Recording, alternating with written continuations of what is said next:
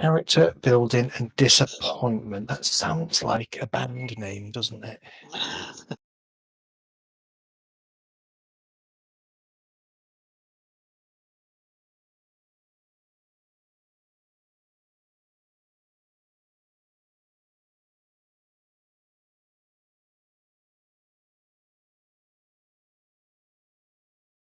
Yeah, I was going to say about 100 quid at the moment.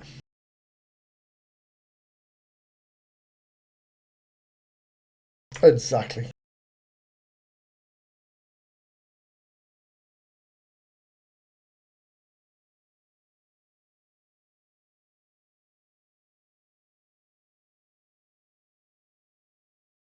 Well, this desk I've got here was a freebie and it weighs a fucking ton. It's like 2-inch thick pieces of wood. And it was a nightmare carrying it back from the house I got it from or put it in the van. It's awful. If I ever move house, it's going to get chopped up and burnt. But it's so nice. It's so heavy duty, this thing. And if I could put a motor on it, I would. But it wouldn't be able to lift it. It's that heavy.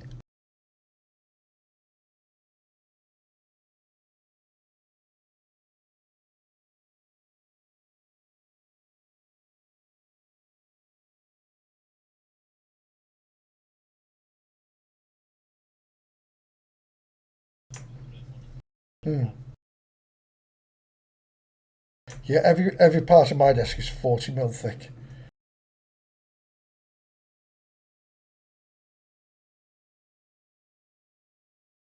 If it's a worktop, it'll be 30 or 40.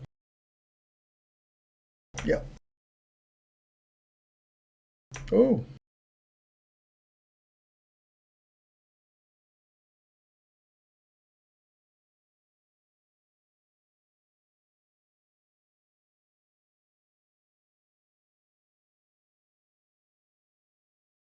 I got one of those voucher things from the postcode lottery.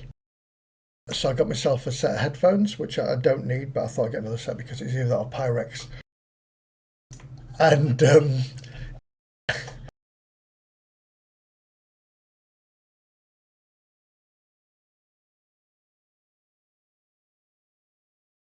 yeah, exactly. And the wife wasn't in at the time, so I thought, oh, I could do this headphones. And they're like wireless ones, but they connect via Wi-Fi. Yeah, Wi-Fi direct. Yeah, and it's like I can't connect it to my PC because my PC's not Wi-Fi. Ah. Yeah, and they're like 15 hour bloody battery life as well. It's like, oh, that'd be awesome. Yeah, see, the Xbox has got Wi-Fi direct. It has, yeah. Attached to it, so it's for that type of thing, really. I think my PC's got Wi-Fi. Yeah, my PC's got Wi-Fi, but I never use it. I just plug the cable in. Well, I'm the same. I got. You could probably get a dongle. I could get a dongle, but would I really want to? Because I don't know how Wi-Fi how it works. Because well, I don't know.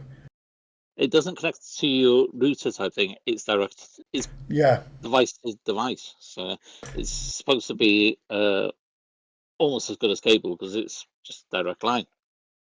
I think mine's Bluetooth. Yeah, mine's Bluetooth to the dongle that's in the PC. Yep, same. But it's cold. That's why I've got the heating on. I've got the heating on in the house, and I've got the heating on blowing up to me nads. There we go. And here's me sitting with 2 fans on, the windows open.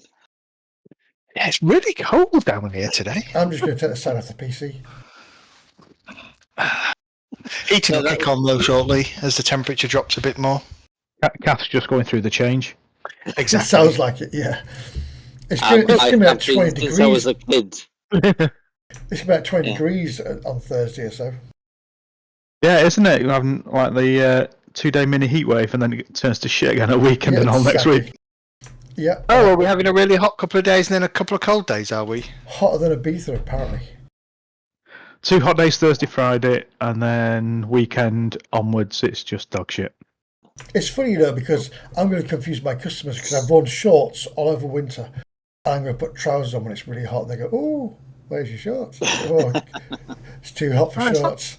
It's not going to be that good here. Thursday, Friday, 16 to 15, and then Saturday's 15, Sunday's 12, Monday's 11. So it's not amazing. Well, I suppose to get to 20 at one point. I think we've got 17, 18 up here. Yeah, we've got 15. And then it sits around 15 to 12 for the rest of the week. So, which when you're used to sort of like it dropping to freezing at night, 17 degrees is fucking awesome. It is. It feels a bit hot. All right, shall we get going? Let's see how long I survive for, because I'm fighting this headache and it's doing my head in. I had a mini migraine earlier, so. Bless you. Yeah, no, there's. Are we good, Medi? We're rock and rolling. Oh, don't do that. If I wobble my desk too much, everything wobbles. Look, all my things it's like a mini volcano going off. Oh, did I say that out loud? Talking of which, last session, you travelled to Woolston on board a ship called the... Can't remember what the ship was called now. Cry and Die or something. No, it's called... High and Dry is the one we're getting. High and Dry. High and Dry is the one you're getting. You travelled on board a ship called the...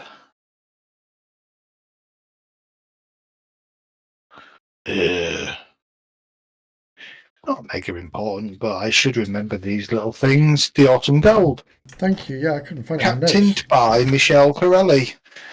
Because we decided that she had a mandolin that she played in her downtime as the captain. Anyway, so you travelled to Woolston. Upon landing to Woolston, you started to make inquiries about your ship, or the ship that the Scout Service had asked you to recover.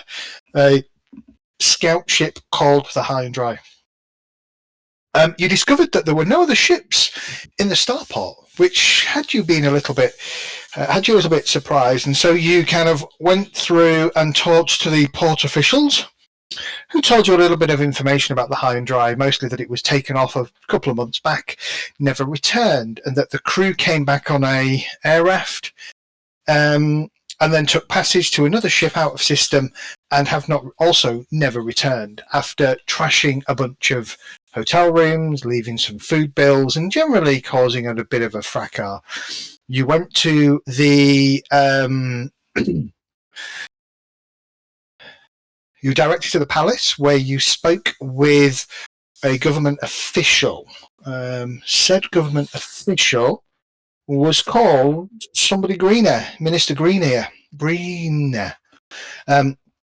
who explained to you that the crew were frankly a bunch of troublemakers, that the government of Woolston had actually hired and chartered the High and Dry for a geological and geothermal survey of a nearby volcano, and that Greener would share with you the location of the ship on the grounds that you would agree, and I think for a total of 3,000 credits between the three of you, not each, you would agree to complete the geothermal survey, seismic surveys, because they were concerned that the volcano may be entering a phase of unrest. And that would be bad for the planet. Well, bad for the location, because all of the population is located on this island called Settlement Island. You said the ship was in the crater, didn't it? And then after you agreed to do the job, he told you that the ship was also parked in the crater of the same volcano that he wants you to do the seismic survey for. And that was kind of where we left it, with you agreeing that you were going to head to the volcano, also known as Mount Salbari, and take a look at the situation. We got the agreement that we could carry our equipment through the city to in cases, didn't we? Yes. Your equipment, especially your weapons and armor, things that are forbidden, must remain in sealed cargo containers in order to transport through the territories. And that was absolutely fine. Do we need to buy things like climbing gear then, if we're going to be climbing into a volcano? That is exactly what you need to decide. Yes. So it is late in the day. Have we got any satellite images of the volcano in its last state? What is the tech level of this planet? Tech level 8, I believe, right? It was 8, yes. Yeah. I asked for information on it, didn't I? So tech level 8 quality computers. They probably do have some satellite imagery that they can share with you. The imagery would show you. I've got written down here: provide a map of the interior of the mountain, likely event of eruption, a possible eruption. Mm-hmm. Okay. Yeah. Well, let's do this then. So he'll pull up a geographical, not a geographical. He'll pull up an okay resolution satellite image of the volcano. What you can see, obviously, is the volcano itself. There appears to be a large lake in the centre. There is a small island, and you can just about make a dark shape on the centre of this island. And then there is shrub and other bushes and trees seem to be kind of dotted around this kind of volcano crater. It would have to be on an island in the middle of it, wouldn't it? Of course. I'm not going to make it so easy for you, am I? We've got a hovercraft, we'll be fine. You haven't got a hovercraft. No, we haven't. We've got just a ground pound, haven't we? You've got leg power. The other thing is there are no ATVs and there are no available air rafts for you. Yeah, I'm just looking at survival gear. We've got choice of, for reasonable prices, parachute, parawing, squirrel suit. I was thinking parachuting onto the island. To be honest with you, we're all trained. We're all trained in it. I'm relatively certain we've all done Halo drops. I would assume so. Well, yeah, that's basically what they say my description was for the Marines. Talking about the I don't think I have. Were you in the Marines or? Briefly, I think. You've done it.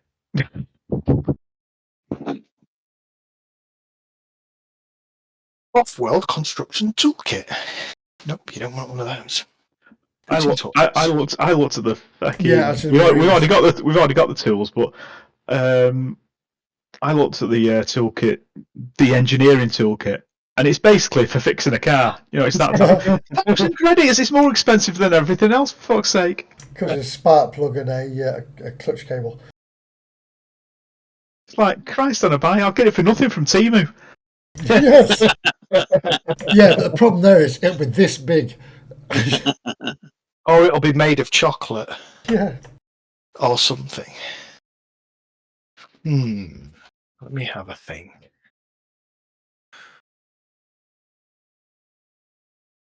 Okay. What is the plan? How much were those parachutes, and are there any recreational people that could drop us over that island? Or are the edges of the? If we drive really fast on our ATV, we can get some air as we go off the edge. Have they got an armed forces? Yeah, they would have, wouldn't they? Of course they'd have an armed forces. Well, do you have a shuttle or anything we can just drop out of? Don't want to use it, just chuck us out the back of it. Yeah. Do they have a shuttle that they can put you out of? Let's have a look. Let me just practice my whee. It's not going to be in that book, is it? And actually, can they lend us the parachutes? There you go. There's another one. It's going to be in that book, maybe. Although this is big ship, isn't it? Not smaller ships. Let's have a look. Big ship. Okay, so You are asking whether or not they can give you. Yeah, it's not even going to be that shit. That book. I need the tiny book. I need the other book that I don't have. This is where we should have walked, so we all end up pancaked on the, fucking island in the middle, or on top of the ship. The scenario assumes you are going to walk, doesn't assume that you're going to use your brains and try and figure out if they can get you somewhere. So there are definitely 6 foot, aren't we? Yeah, there are definitely no ATVs available that will get you up there. However, there is probably Can this government, is he senior enough to wangle it? And if he's not, then it's probably a no go anyway. Well, so let me have a look. So you're going to kind of ask him this kind of over dinner, right? Oh, indeed, yeah. Alan. Let's give him a +1. Oh, nice. Okay, there you go. He tells you that he can certainly divert and requisition a rotorcraft that can take you up above the crater, but wouldn't be able to force it to land down there. Not even at gunpoint. So you... Well, we've got a pilot. Don't worry. We'll land it. The pilot might not make it. No. Rotorcraft, you can jump out one of them just as easy, can't you? So, or you can rope down. Yeah, just don't open your parachute when you jump. Mm-hmm. I am just having a look in this beautiful book. If they'll go partway down, we can jump into the water. I don't jump into the sulfuric acid. Yeah. Help me, I'm melting. Or it's a volcano. It's a bit steamy at the worst, or at the best. Yeah, good point. Chuck an egg in. Yeah, it's done. Yeah. That would have been me. It's fried, never mind boiled. Before it hits the water. Yeah.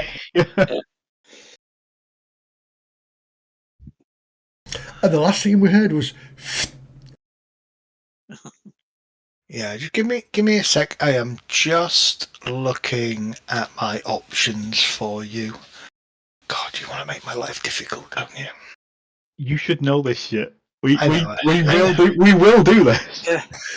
I don't understand why it doesn't. I mean, it caters for ATVs. It says no ATVs are available, but it's fine if it's not going to be an easy thing to acquisition, and he's probably the wrong area of the government, to be honest with you, but he can get hold of a Violator strategic bomber, which looks very much like a Lancaster.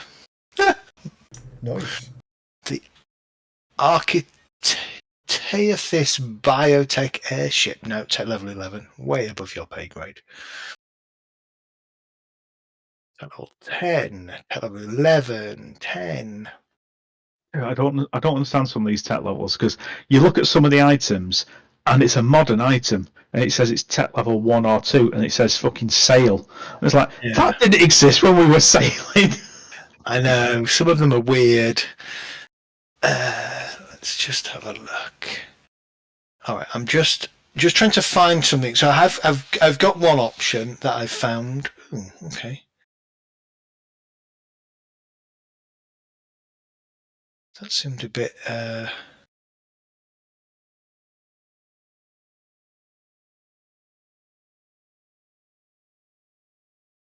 You'd have thought there'd be a fixed, like a rotor plane, wouldn't you? I guess it kind of comes under helicopter. Okay, so he can definitely has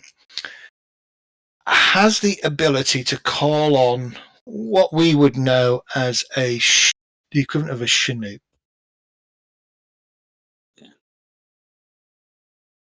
Do the job. Yeah, called a Behemoth Transport Helicopter. Although it says no passengers, that's a bit weird. Well, we'd be cargo anyway. Yeah. It's just going to throw it out of it. It's probably got no seats, that's what it means. Yeah. That's strange, it has no cargo. Yeah, so he can get the equivalent of that with a pilot, with a functional crew, and he can arrange for it to take you up above the crater and drop you down. Yeah, we have to hang on underneath it the whole way because there's no room for anything. No, you can come into the back, and yeah, this one isn't. It's not equipped for passengers. It's not equipped for passengers, but it does have a ramp that can be opened, and so they can kind of climb up above, open the ramp, and throw you out. Completely missed that, didn't I? Yeah, I did completely miss what you said. What did you say? Well. Oh, you mentioned coming in the back. So. Yeah. Okay. Okay. So he will have that on standby for you the following day. The 3 parachutes in the side, and that'll be fine. Yeah. Yeah, we'll have to. It's going to be interesting carrying all the equipment with. Yeah, you do have all the equipment to go with you. Actually, probably one container and a parachute drop for gear. That'd help. Push it out first.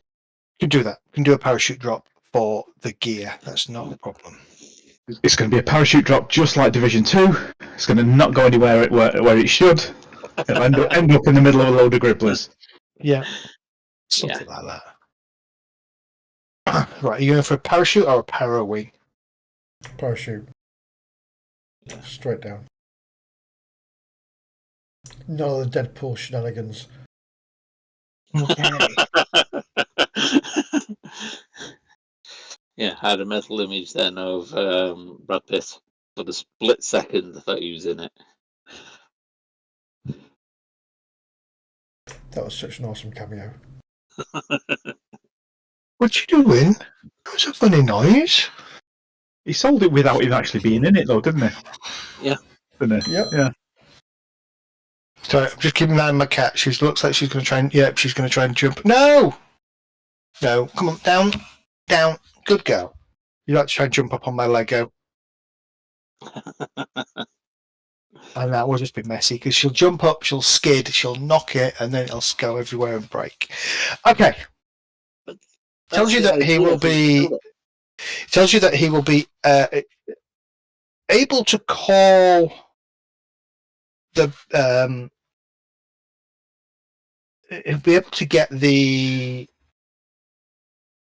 helicopter to you tomorrow. Okay, that's fine. Appreciate it, because that'll save us a lot of time and get you your results quicker. He nods. He kind of says he hopes so. It'll take a double trip, so it'll take a trip from where you are at the capital to Solbari, which is the town, and then it will take you from there up to the top of the mountain and let you jump out.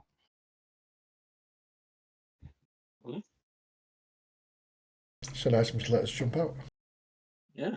Okay. Anything you wish to do this evening? You'll still need to consider other things like what you're going to do while you're up there. What equipment do you need? Try not to give you ideas, you see.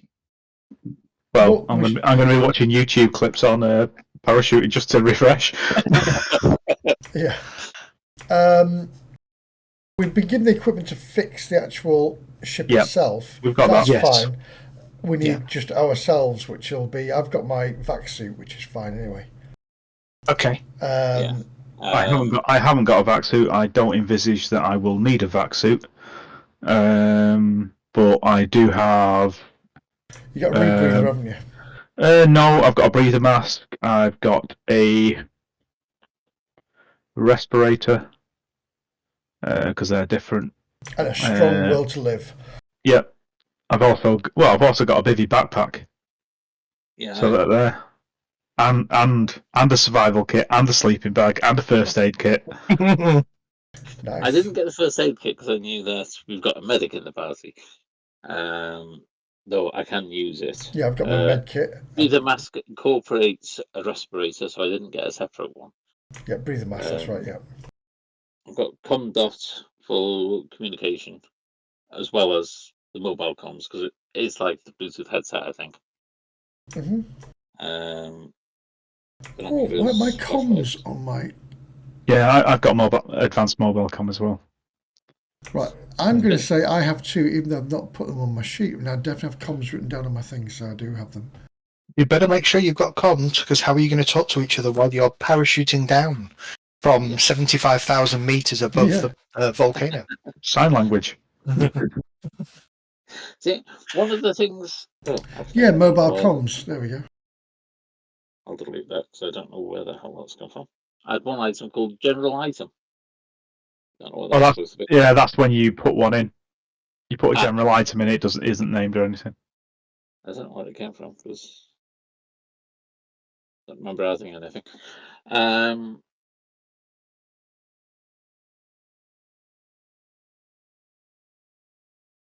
I've got advanced goggles and shades with a personal HUD on. So hopefully that'll... don't know whether it's got an altimeter in it. I don't know. That could be handy. I'm hoping the mobile comms, because it's a computer and it's basically an advanced mobile phone, I'm hoping that will have something like altitude and direction and all that good stuff on it, and it'll feed it back. Yeah. Yeah.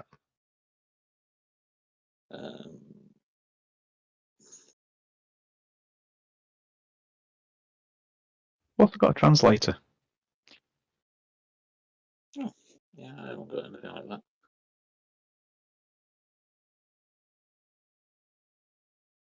Okay. Following day. What about clothing and stuff? Oh, you've got vac suits, haven't you? Nope. I have no intention in going anywhere that needs a vac suit. Okay. You're gonna need something for heat or anything, just in case. You got a volcano. I saw last week something to do with the protective. Yeah, there was heat thingy, wasn't there? Yeah, Arctic and cold heat-proof suit. Looking at that, but I think I skipped past it. You are going to be several hundred meters. So what you'll know about Mount Solbari is it's the tallest mountain on Settlement Island. It stands about 1,500 meters above sea level. So it's going to be cold going down into hot.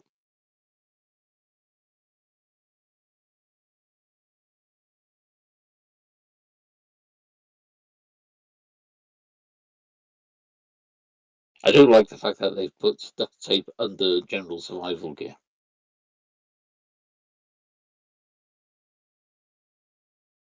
Well, it is really, isn't it? If you go to, my vac suit's got a hole in it, I'll put a bit of duct tape over it.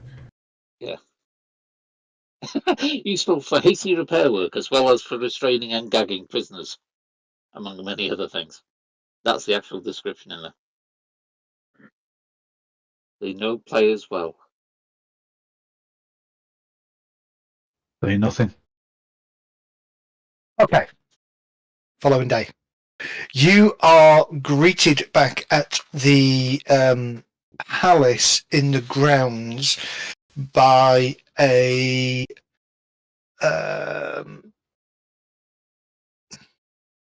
it's called now. A behemoth transport helicopter. Effectively looks like a Chinook. Two rotors which together provide enough lift to carry large cargoes quickly and safely. Being able to land and take off vertically can access hard to reach areas long before grav technology makes these machines redundant. So it is a tech level 7 rotor aircraft. You are bundled aboard. There is no there are no seats in here. It is literally just a great big cargo area, and so you kind of have to stand and strap yourself in to some of the cargo netting to the sides. Your own cargo is bundled together in a rather nice kind of parachute drop container with its own parachute attached. And the master of crew tells you that you will be vacating the craft at the rear of the helicopter. The journey, he says, will take about an hour to get to Solbari, and then from there a quick stop and double check of all the equipment, and then you'll be up the mountain in about 20-25 minutes. Got gear that will do the survey, haven't we? They provided that, didn't they? Yeah.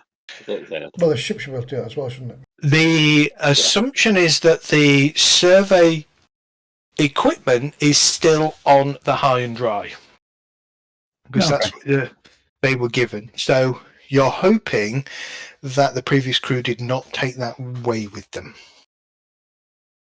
Okay. So I can completely skip 1, 2, 3. All this stuff I prepared, bastards. 5 pages, 6 pages. You should know by now that we do this. 6 pages of the scenario and what would have taken us to break. Get out. Sorry, watchers. Okay. Well, you said you had a headache, you want to finish early. Yeah. Okay. The journey over to Salbari is fairly straightforward. A little bit of buffeting here and there, but you can kind of stare out some of the side portholes of the aircraft, windows of the aircraft, and kind of look down and see the land go by. You're not too high, maybe 2,000-3,000, probably about 2,000 or 3,000 feet up. Not too much higher than that. You will be going higher in order to get yourselves down into the crater. The journey is, as they say, a couple of hours, and then eventually it kind of lands. You can get out, stretch your legs, uncouple yourself, kind of move around a little bit more. You double check all of your equipment. Everything looks well packaged and well secured. And then half an hour or so later, the rotorcraft takes off. It's probably about 10 o'clock in the morning at this point. The sun is out. It is a little chilly in the air, but you head up. After sort of what feels like a fairly steady, constant climb up, feels a lot slower than would normally be felt in a either a surface to orbit ship or even a spaceship. Rotorcraft, it is a little bit slower. Just check. Whilst we're out of the city now, I think we can get the weapons out of our weapons cases, can't we? You can, yes. Okay. Yes, you can get them out if you need to. If you feel that you might need them, yes. Okay. Helicopter heads up. Sort of 20 or so minutes, you get the sign from the Master Sergeant that it is approaching, and you can feel the rotorcraft kind of starts to slow. The front kind of tilts up a little bit, and then it kind of comes to a rest. The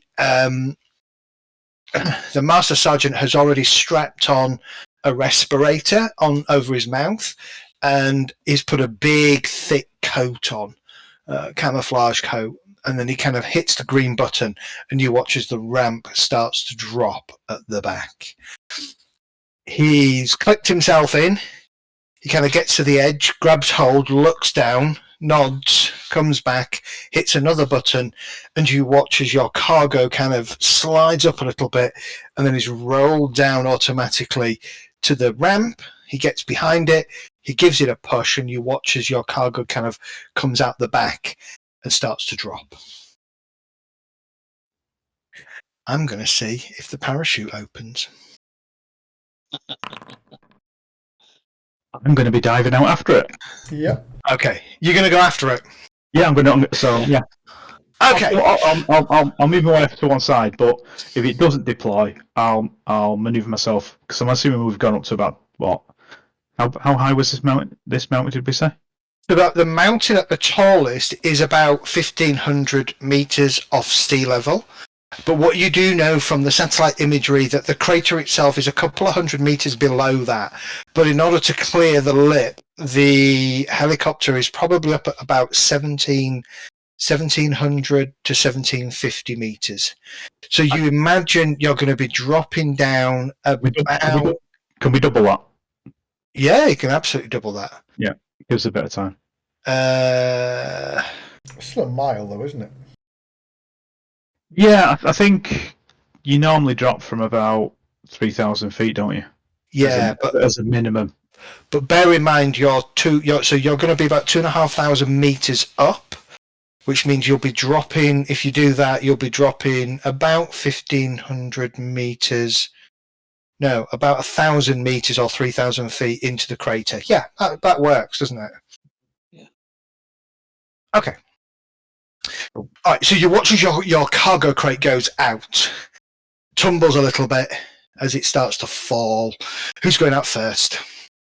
Well, I'm going to follow it out. I'm going to make sure I've got my breather mask on just in case whatever particles are coming up off this. When we look down first, before all this was circling it to a thingy, what's it look like? Is it smoky? Is it active? There are little bits of wispy smoke coming out from various places, but not too much. Maybe 2 or 3 that you can see.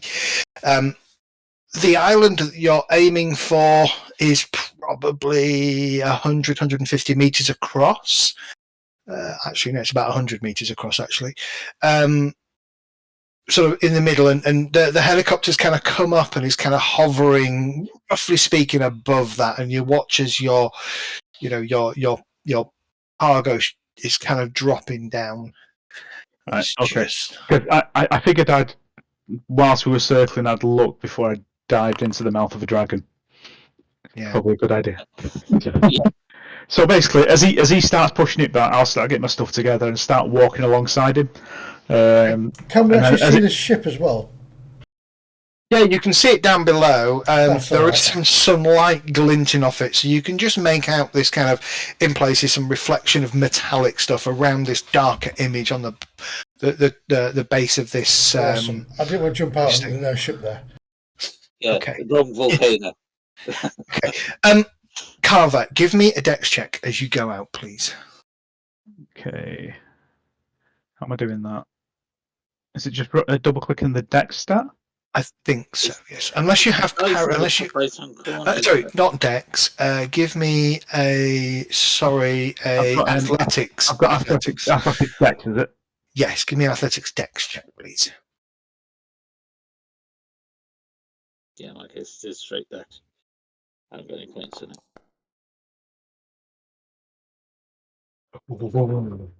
Okay. You break both your hands and can't pull But that wasn't a bad roll either. No, it wasn't a bad roll. As you kind of jump out, hang on. You've got a -2 penalty for encumbrance there. Yes, a lot of this stuff I've had to move it to the top of my sheet to say that I've got it, but a lot of it's in the actual container, so I don't know how you want me to do that. Yeah, how do you check? Okay. There's a little box that says storage next to the hand. Yeah, it doesn't tell you what the encumbrance things is. I've got weight carried. Heavy load, max load, weight carried. Yeah. Heavy load. The heavy load, you're not encumbered. No, you're encumbered at heavy load. Yes, yeah. I'm above my heavy load, but it's because I've got some stuff that I've moved up to items carried, but it's like I haven't took my flak shell at all with me. I haven't took the tarpaulin with me. I've not brought our black suits with me, and I haven't brought the brass knuckles with me either. So but everything else is either on me. And so, do you want me to move stuff down? Anything that isn't physically being carried right now. Okay. Right. I would assume that all your other gear is in crate, is somewhere packed in the big crate that's currently tumbling down in front of you. However, that is, if we take that into consideration, that would be a success because you would get a 7 plus 2 for Dex, 9, 6, 7. You'd get a 9, so that would be a success. Okay, so you go out and you kind of immediately kind of dive down, reach the container, you sort of steady it, and you kind of keep your eye downwards, and you start to maneuver it as you are falling. Yeah, I basically want it to be off to the side. So I wanted to go out with it, go off to the side, and above it slightly, just to make sure that it deploys. Yeah. I know I can see how big the pack is, so I want to be off to the side, just so that if it doesn't deploy, I can quickly go over and then manually deploy it. Okay, who's going next? I'll go next. I'll get out of the way. Go for it. Give me a Dex athletics check, please. Oh, nice. Boom. Marginal failure, though. Oh, marginal failure. Okay. Why do you get a failure? Because you rolled 7. Yeah, but yeah, target number is always 8. An 8, yeah. Always 8. Right. Okay, Brent, you go out. You're tumbling. You kind of throw yourself out, and it's been a long time. You only did this a couple of times during basic. It was not the kind of thing that you trained beyond basic on. And so you find yourself tumbling now, a little bit out of control as you're going out. We'll come back to that in a second. Let's go for Marcus coming out the helicopter, please.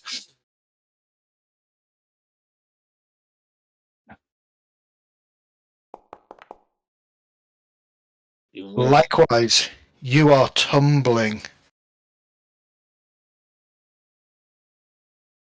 There's no such thing as luck or anything in this game. I was going to say, I'd like to use a poison luck, please. There is no such thing as luck in this game. It's brilliant. Can I burn a hero point, please? There's no hero points. There's no luck.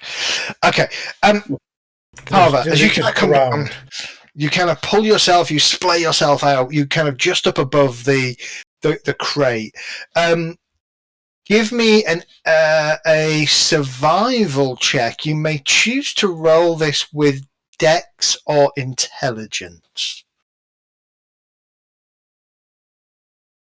Okay, suppose if I hover over this, it says Edu. Or is it endurance? Education. Sorry, it's education. Yeah, just roll a straight survival roll with education. You can occasionally change these if you wish. Okay. You realise the wind is kind of coming down in the south. It's kind of blowing sort of things to the southeast, kind of adjusting it, and you watch as the crate is kind of just starting to drift a little bit with the wind. It's quite a harsh wind up at this height. Not just that, you kind of realise it's freaking freezing. It's probably below 0, and there is almost no oxygen. The air is so thin up here. So it kind of catches your breath a little bit, but you're okay. You've got your rebreather on, your breathing mask, and you kind of manage to kind of get to the crate and nudge it back in the direction you want it to go, counting down in your head before you need to deploy your parachute. Kind of glancing around, though. Yeah, I'll as I've hit that first. Yeah. I'll feed back to the others that there's a southeasterly or wherever it was wind. Okay. So adjust. Okay. And have a quick look up and go, oh fuck. As you look up, you can see both Brent and Marcus kind of spinning a little bit out of control. But Brent and Marcus, you can both make another Dex athletics check, but both of you at -1 penalty as you try and recover. Guys, stop dicking about with crayons. Where do I put the penalty? I don't know. I need to figure that out. Give me a sec.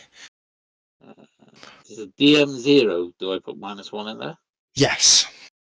Yes, you do. Just -1? Yeah. Just -1. Considering I've only been in the Marines my whole career, I should be good at this. You should, yes. But you're really old and you've probably got arthritis. But apparently I'm not. Oh, yeah. So coming back to Brent. Brent, you manage to pull yourself out of the spin, but in doing so, one of your feet kicks out and catches Marcus, sending him into an even quicker spin. No. Do you, Brent, want to try and help Marcus recover? I do. Okay, give me another. Well, let's have a look. Let's have a look at the character sheet. I need a character sheet open. My problem is I've been an officer for the last 10 years, so Correct. I don't need to jump out anymore. Yeah, you make people jump out. You don't jump out yourself. I'll tell you what, give me a survival roll or a military tactics roll, your choice. As you try and remember, Brent. As you try and remember. Oh, nice. I want your dice. Freaking awesome. Why have you got survival and education? I've got +1 survival.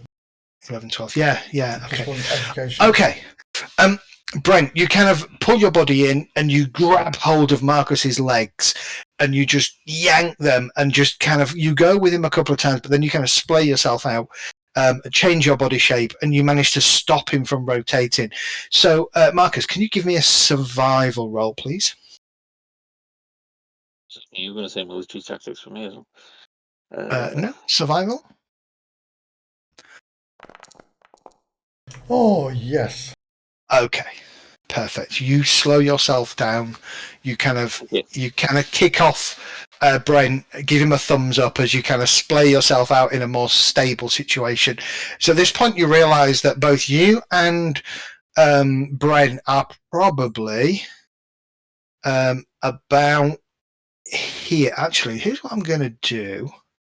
I'm going to drop a couple of characters on here just to roughly represent where you are on the map. So you're both about there at the moment and drifting slightly away from that island. So you're still kind of, can you see it? Can everybody see that on the map? Yep. Yeah, cool. I have turned off global vision. Good.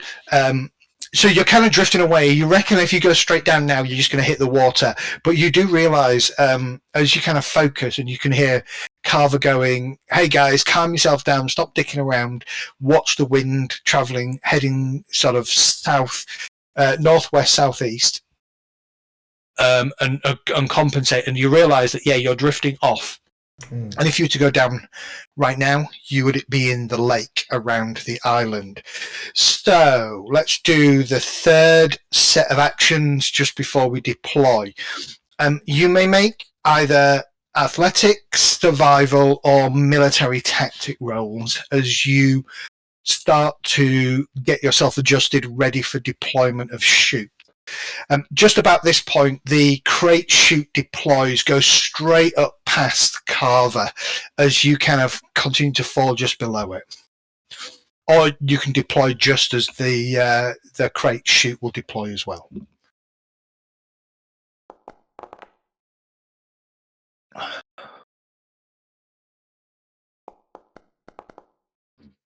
All right, everybody's starting to get their act together now.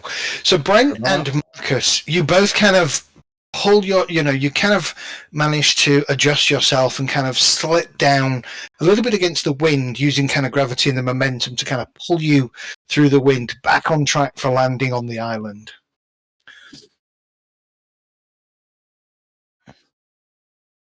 Okay, comms to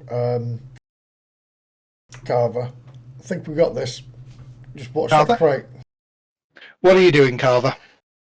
Sorry, I missed where have I landed on the island? No, not yet. The crate has just deployed the parachute, so you're about 2 more rolls away from landing on the island. So you can make a survival, athletics, or military tactics roll to kind of get yourself positioned correctly to deploy parachute, and then hopefully 1 more roll to land on the island correctly.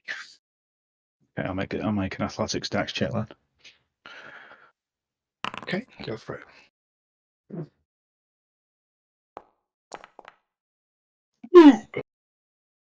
Oh dear. Okay. you kind of maneuver yourself, and you suddenly feel yourself slip a little bit as the crate goes up past you. It kind of catches you a little bit unawares and kind of knocks you backwards back into the airstream, and you kind of find yourself now kind of positioned more to the sort of the south of the island rather than sort of where you need to be.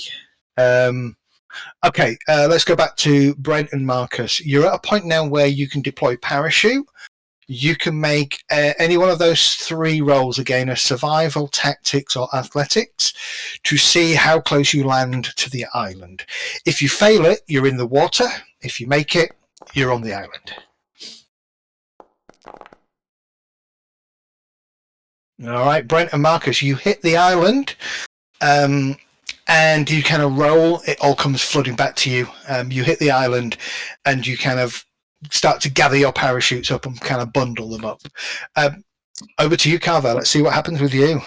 -1 to your roll, though, as you try and compensate for your for being knocked off course. Hey, you were still 6 foot tall or 6 feet wide. Oh, nice. Look at that. Nice. Okay. All right. Seconds later, Carver kind of lands on his feet, kind of runs a little bit down the island, turns, kind of pulls his parachute in, and you kind of all gather it in and kind of unhook it and stuff. And you watch as your crate lands just on the shoreline, probably sort of here. Just on the shoreline. Actually, no, it wouldn't be there, would it? It would be more likely here of the island, and just about out of the water, like maybe 10 centimeters of this meter wide crate is just kind of touching the waterline. Yeah, it's going to rush and grab it, try and drag it, and using the parachute to pull it in. Just in case there's something in the water that grabs hold of it and pulls it in. All right, you grab the parachute, you pull it in, you kind of drop it, secure it, and kind of bundle that one in as well. All 3 of you have made it without any real problem onto the island. You're on a small island. It's about the lake itself is about 500 meters in diameter. The island that you're on is about 100 meters from shore to shore in all directions. Not quite circular, but not far off. The ship stands more to the sort of the northeastern side of this little island. What you'll notice is first thing that you notice as you're kind of gathering your stuff, the high and dry hatches appear to be closed, but all around the ship are scattered boxes, wiring, cables, monitor panels, electronic panels. Basically, it looks like the ship's innards have now become their outers, and it's just kind of scattered in a big mess around several of the ship's exit points. Right. On the previous crew and killing them. Are we supposed to fix that, Carvel? I think so. We just need to get to fly. Yeah, probably about 50 meters away from the ship. Or maybe not even that, maybe 30 meters away from the ship. It's 100 feet away. You can see it. It's quite a nice, quite a decent looking ship. I don't know if I've shared the image with you already. Let's do this. That silver pointed one.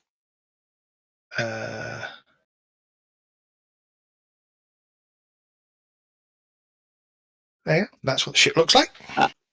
Yeah. There is a map of what the interior of the ship looks like. You have had that already, so you know kind of what it looks like. I think this is I want to say that's probably the cargo bay at the bottom. And at the top is where the turret would be. Yeah, that'll be the cargo bay at the bottom. So there's a kind of a ramp up at the back that gets you up into the ship. And it's kind of at the back of the ship where all the guts of the ship have been kind of cast aside and dropped outside.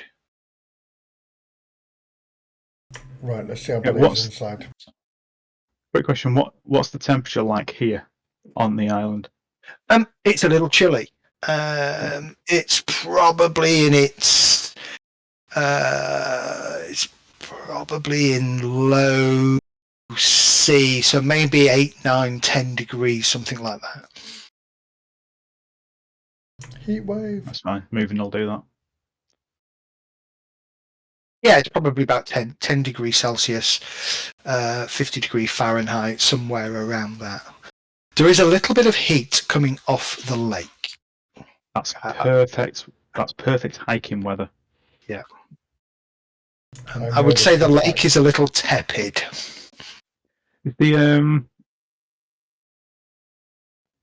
the air? I can't remember. Is the air clear on this? It's not tainted. Is No, it? it's tainted. Was it tainted? I believe so. It is indeed. Yes, it's very thin and it's tainted. So everybody does have breathers with them, don't they? Yeah. I've got a breathing mask here. Yeah. Okay. Cool.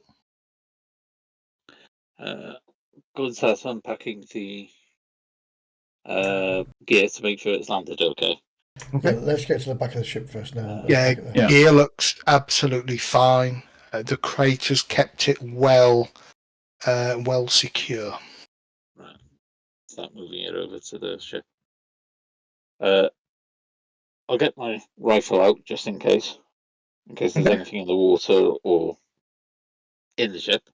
All right, no problem. You pull out your rifle, load a clip, rack it, start to kind of sweep around, looking like the combat marine that you used to be. I fucking jumped with mine. What you know?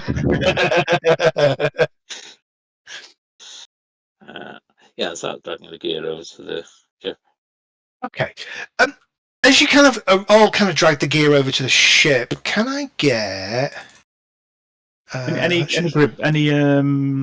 hostiles at all in the area, by the way, that we can see? 1 second. I'm just looking to remind myself what. See, there isn't really a perception skill, is there? I've got recon. I don't know whether recon. Give me a recon roll. That's what I would like.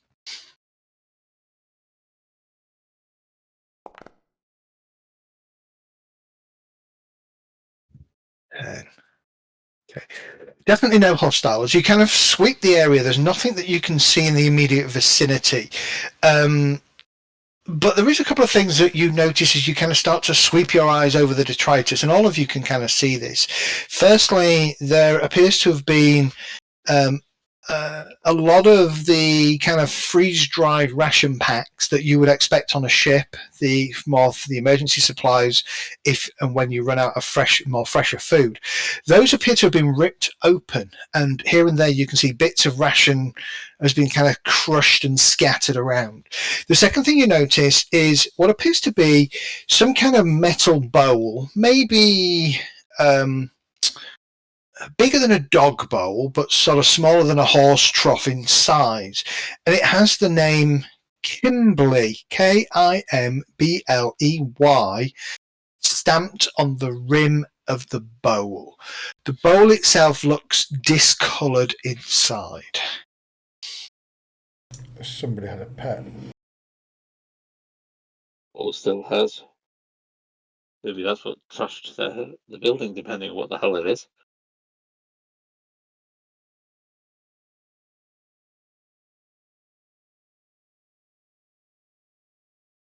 And it looks to your eyes, as you kind of cast your eyes over this, that a lot of this detritus seems to have been, I don't know, pushed aside, slightly moved, broken open here and there, and you can see what appears to be scrape marks on it.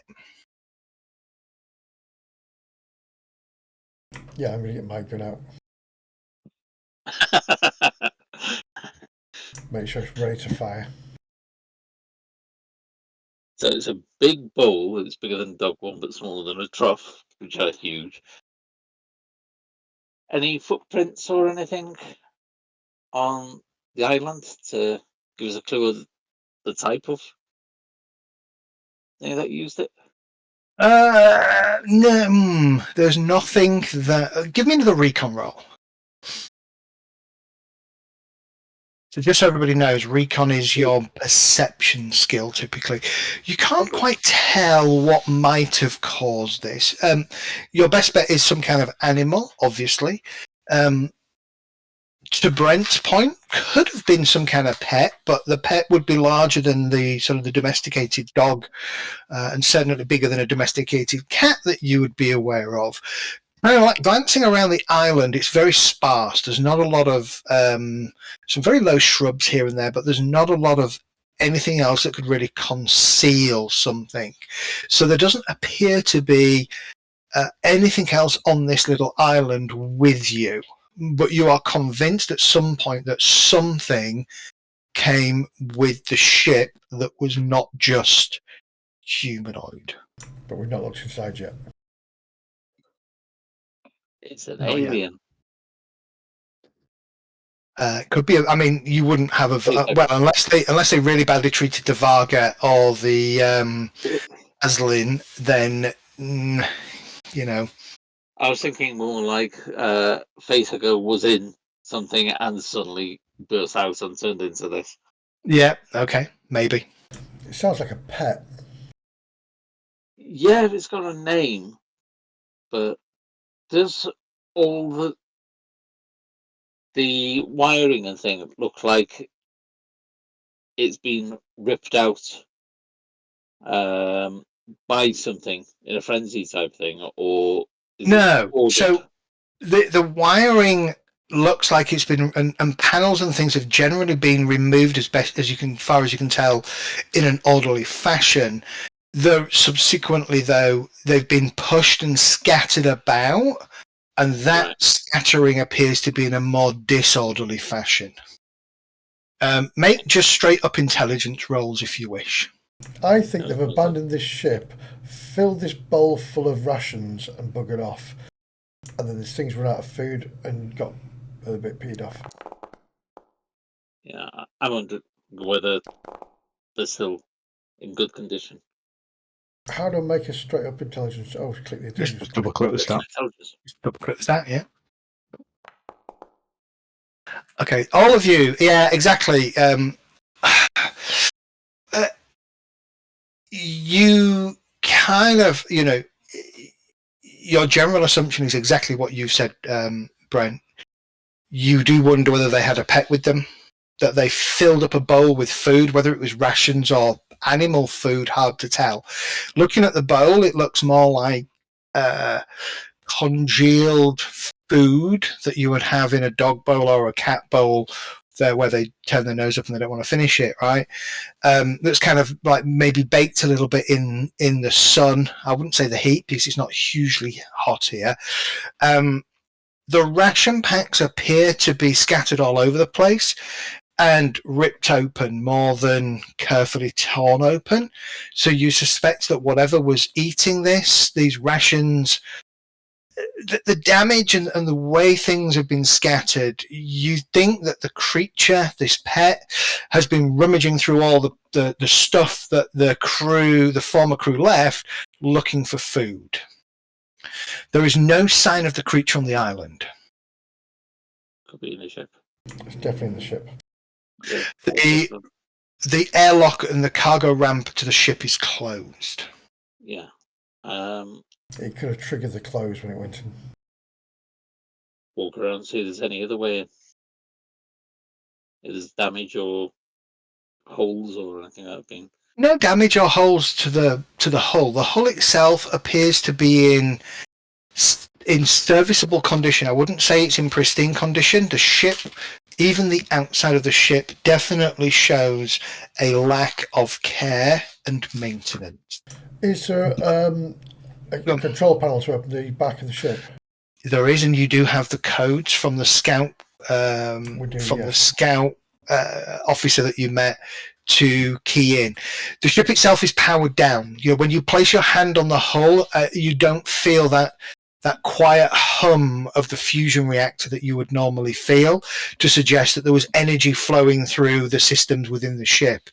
There is though the airlock is often powered by a small backup battery that really only kicks on when you press the button, or you press C to clear or whatever, and then you key in the code, an 8-digit code that's a mixture of alpha and numeric, so it's quite a big sequence. And there is a whoosh. The panel goes green, and there is a whoosh, and you watch as the door. Sorry, before I do that, I'm going to ask Carver if he'll cover the door while I open it. Okay. Yeah. Okay. Carver stands there with his gun in his hand. You press the button, and then, as I say, there is a whoosh. The door clicks. But as you would know, typically if it's not on full power and it's literally on backup battery, you have to crank the door open. Okie dokie. And so you kind of slide. The other thing that happens when that happens is a hatch kind of slides a little bit, and inside there is the crank. So you pull the crank out, stick it in, and start winding it, and then gradually the door kind of opens to the comes to the side. Yeah. Okay. Got my assault shotgun out, by the way. Okay. I wouldn't say there's a hiss of stale air or anything. There is a bit of air comes out. I mean, obviously, it's not the ship would be sealed, but there would be air inside. So yes, it would be quite stale air. It's not been cycled and going through the general air scrubbers that the ship would have. But inside, you've got your floor plans. The first thing that you see as the door opens is obviously the little airlock. You can go in, go through into the next area. It is completely dead. No power running through the ship at all. And immediately you'll see the ship itself is an absolute pigsty. The interior reflects the exterior. Bits of panel kind of pulled off, stood on corners, kind of mixed in higgledy-piggles here and there.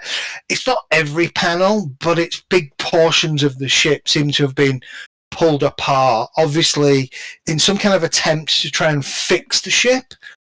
But, casting your eye over it, the lack of maintenance combined with probably crew that really didn't know what they were doing and didn't care has kind of left the ship in a pretty sorry state inside. Fangabus. If you have a sort of a mechanic skill, give me mechanic roll. I think Carver has mechanics, doesn't he? Engineering, I've got. Oh, give me an engineering roll and a mechanical roll. If it's engineering, is it power?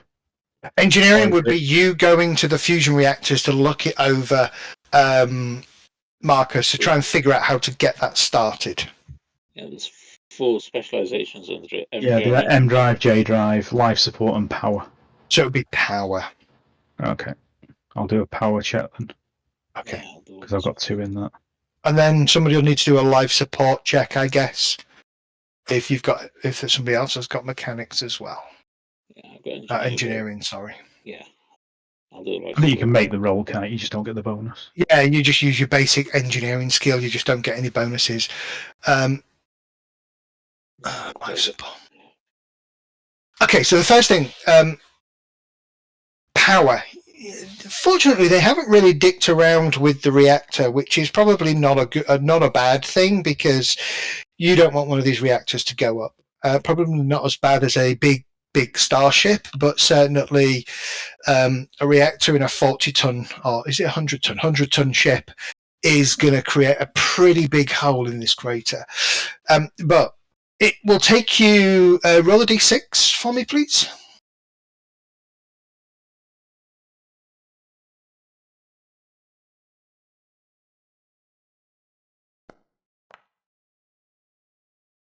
It's going to take you about 7 hours to get the fusion reactors going and the power flowing through the ship.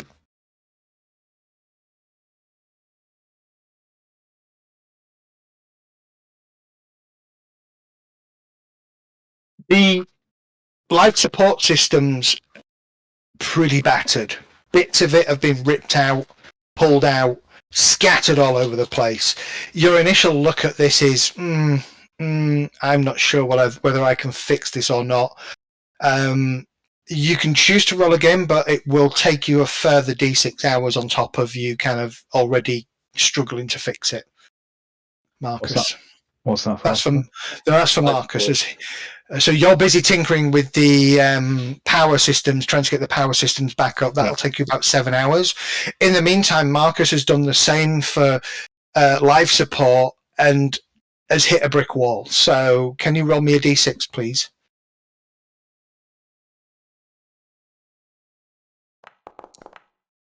About 4 hours in, you've kind of hit a brick wall. It's like, got to start again, reorder all the pieces that are scattered around, go find some of the other pieces. In fact, you kind of have to go outside and you find some of the bits scattered in a pile of stuff outside. You have no idea what they were trying to do with this and what they were trying to fix. So you kind of gather it all up and take it back inside. Give me another power engineering life support roll and a D6. Okay, this time you figure you've got all the pieces you need to put the life support system back together, but it's going to take you a further 7 hours. So it's actually going to be a total of 11 hours before you get life support up and running and tested, pressure test the ship so that you know that there are no external leaks, that, when you go up into space, the atmosphere is going to be capable of sustaining life. I think the big thing at the moment is getting it back to dock. Yeah. And then we could do more tests, can't we? We're in a better situation. So yeah. What is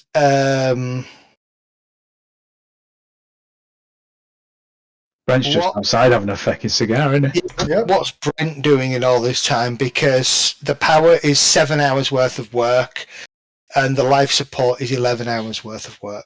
I'm going to try to investigate, see if we can see any marks or anything in the detritus in the ship where maybe something shuffled through. Trying to find Kimberly. Okay. Give me a recon roll. I don't have recon, but I do have a skill called investigate. Do you? Yeah. Oh, yeah, so you do. I think recon's for more dangers and things like that, and investigates for details on. Give me an investigate roll then. Investigation. Give me an investigate roll. Yeah. Investigate skill incorporates keen observation, forensics, and detailed analysis. There you go. I have neither. For some reason. You need to train in, maybe the first thing you're going to train in your downtime then is going to be investigate.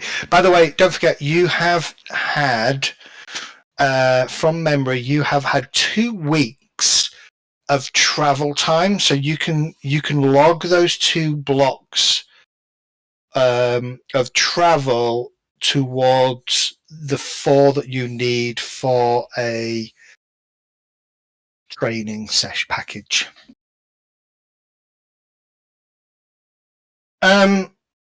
Okay. You kind of scout out around the perimeter of the ship, and then you kind of start to move yourself out further. You spend a couple of hours really kind of poking around in all the shrubbery and bush and scrub, following whatever tracks you can. And you get a sense that whatever this creature was probably at least humanoid size and left the island, but you don't quite know where and where it went. And after that couple of hours, you're kind of at a loss really for what it was. Mm-hmm. Anything, how big it was beyond probably humanoid size, and where it went. No problem. I'll just go back to the ship in that case then. Okay. Hopefully it didn't take any of the parts we need with it.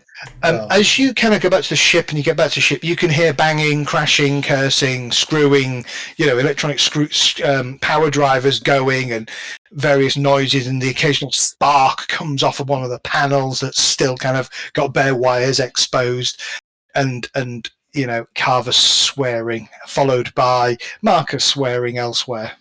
Well, I'm perfectly. My role was fine. I didn't fuck up. No, you didn't. I'm perfectly fine. Everything's in order. It's logical. Yeah. I'll head to the bridge and see if my science skill will be any good to look at these panels and things. That should be okay. So you're gonna get up into the bridge. Okay. The bridge is just as bad as the rest of the ship.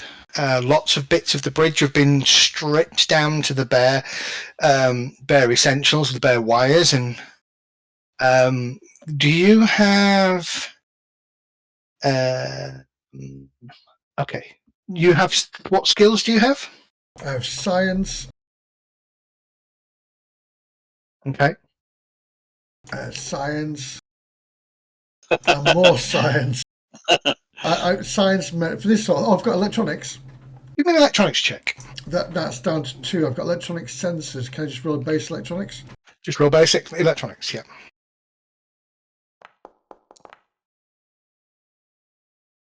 I'm a doctor, not a miracle worker. Give me a D6.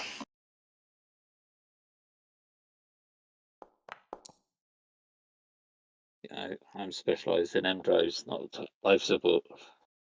Okay, so about 9 hours in, after you've kind of arrived at the ship and started to do bits and pieces, Brent, you have finished. You have repaired navigation and flight control systems.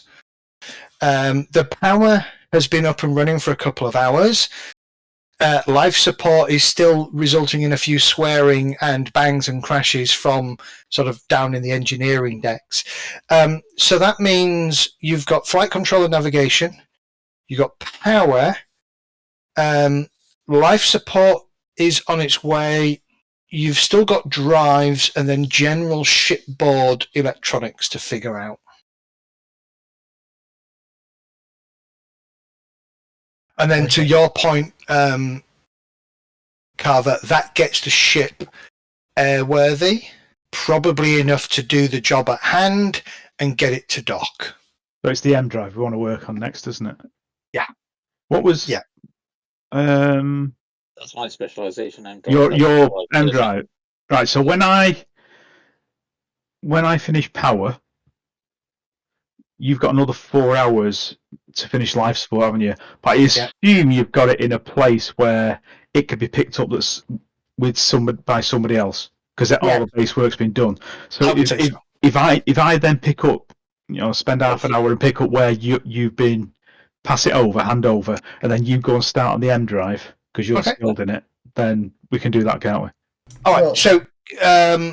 And that's when I start swearing, looking at the work you've done, and go, "What the fuck are you doing?" Is it worth going outside and picking up everything that's outside and bringing it inside and putting it in the cargo hold? Yeah, probably. Yeah. I'll crack them. So you're doing that. So you're doing that then. So that will give you that's another 2 hours on your time as you kind of pull everything in. Carver, give me another D6 plus 2 roll.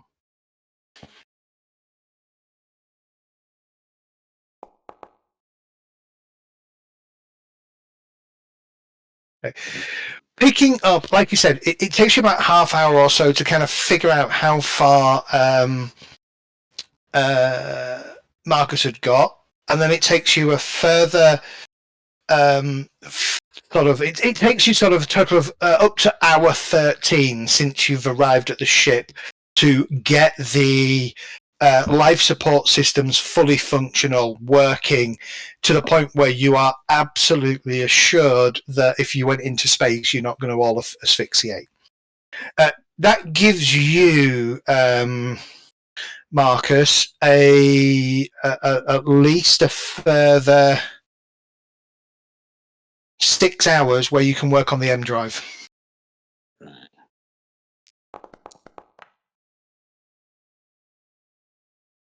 Okay, give me a D6 plus 2.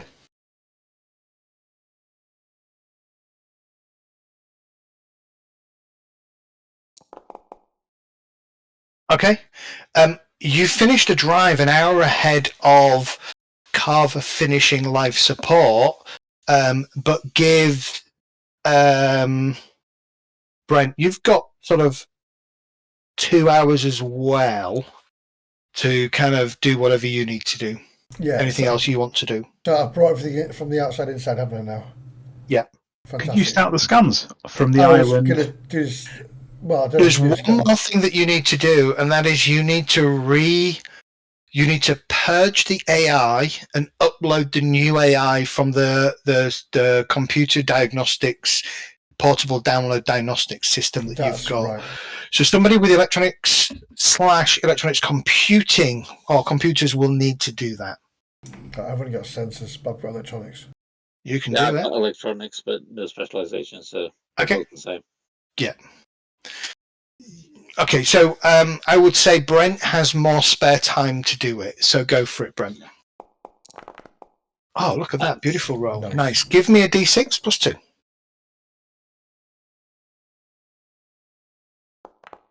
So 5.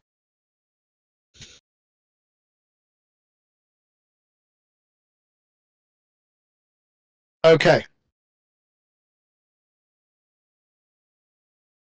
By the time hour 14 rolls around,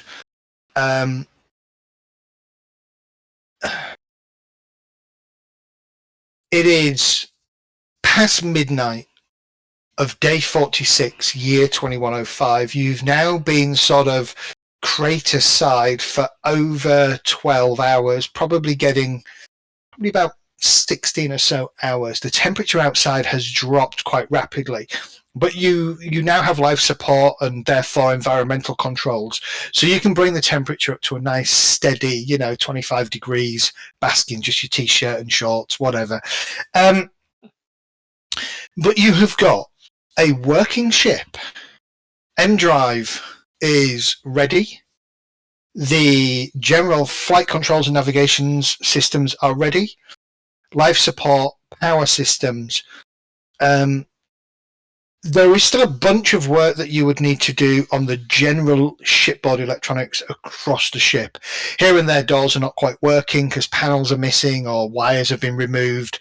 The mess, the kitchenette isn't working because that's all kind of been broken. Although there's not really any food on board anyway. I would say you probably brought a day or so's worth of MRE rations with you in your drop. So you have enough food to survive for a day, but it's that kind of bland combat kind of rations because you kind of purloined a load from the army. Protein cubes. But you do have a working ship. So what we'll do, let's take a 10-minute break at that point because I need a drink.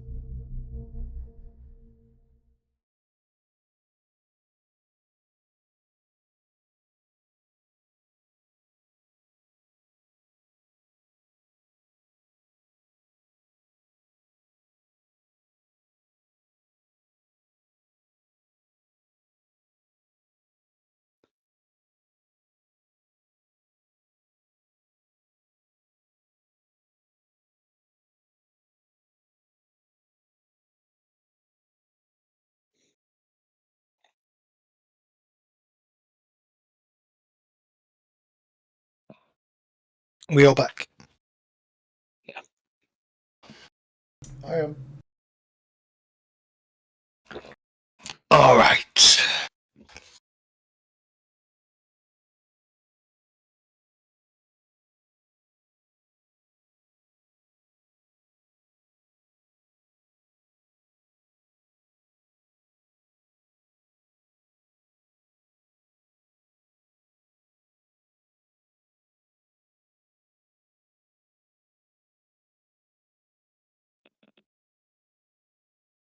The general assessment at the end of sort of 14, 15 hours of hard work and graft, trying to get the ship in a state that it can be used again, at least get you to a port or a dock where you can give the ship a complete refit. It takes you about 14 or so hours. At this point, there are things missing. You're probably running on half the air filters that you need to. With that in mind, you kind of reroute life support and air systems and environmental systems to only certain parts of the ship to try and conserve what you do have as much as possible. Just check, what's the standard crew? The standard crew for the ship is good. Oh no, because I haven't. We had 3 people flying it in the first place, didn't we? Good question. It's technically just a standard scout ship, so I don't know if it tells me. Hang on. If it's got half the filters and the standard ship is 6, people in it, then we probably be okay without doing too much jiggery pokery because we'll be only filtering half the air because there's only 3 of us. Yeah. And if the pet used up loads of air as well, then we've got that free as well. I'm just going to close the window. Okay. I will give you all this later. Standard crew is 3. It's a pilot, an astrogator, and an engineer. Yeah. That's why the scout ship is a good favourite for traveller groups, because you don't always have more than 3 or 4 players, which means you can actually pilot the ship. The ship is 100 tons, streamlined. It has crystal iron armour, rating of 4, thrust 2 and jump 2 ships. It is a fusion power plant with a power output of 60. It has J2 fuel tanks, 12 weeks of operation. The computer is rated 5, military grade sensors. It has a double turret. You do discover, though, that the turret has no weapons in it. Okay, I'd suggest that when we get it back to dock, that we get those filters started. Yeah. Because we're at sort of like half the filters, we'll be knackered. If we any more go down, we will be knackered. Yeah. Looking at the ship itself, it has a fuel scoop. It has 40 ton per day fuel processors. So effectively you can take on water and you can pull out the hydrogen and things to power to fuel the ship that way. It has a docking space of 4 tons, which is probably why there was an air raft, because the air raft can go into the docking space. A workshop. There are 4 standard staterooms. So you can each have your own room. There are no low berths or anything like that. There's no cryo berths, so it's literally just 4 staterooms and about 12 tons devoted specifically to cargo space. So all in all, it's a fairly standard kind of scout ship that are pretty much the workhorse of the scout services across the known universe. We've not checked the cargo bay yet, have we? There is no cargo in it. Actually. So going through the ship, in the cargo bay and other parts of the ship, you find seismic charges, probably about a dozen of them.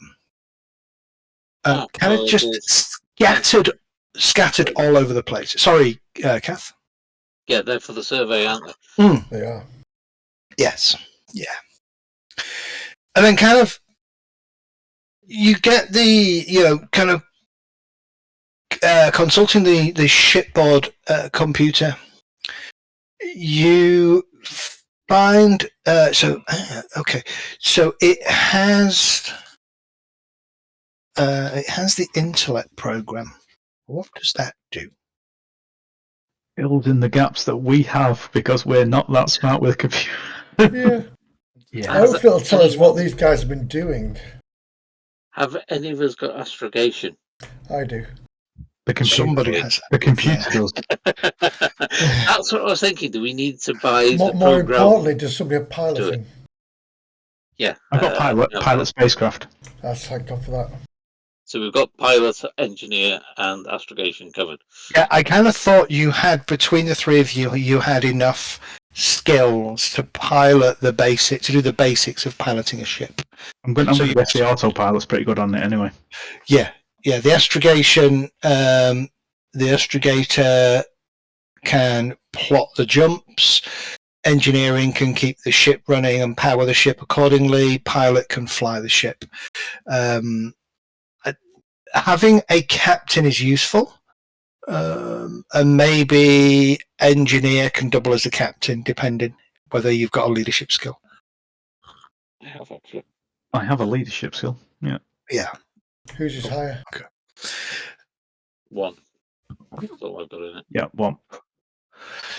Give me. Okay, no, don't bother. Okay, so consulting the ship's computer system to try and understand, how best to pursue the survey.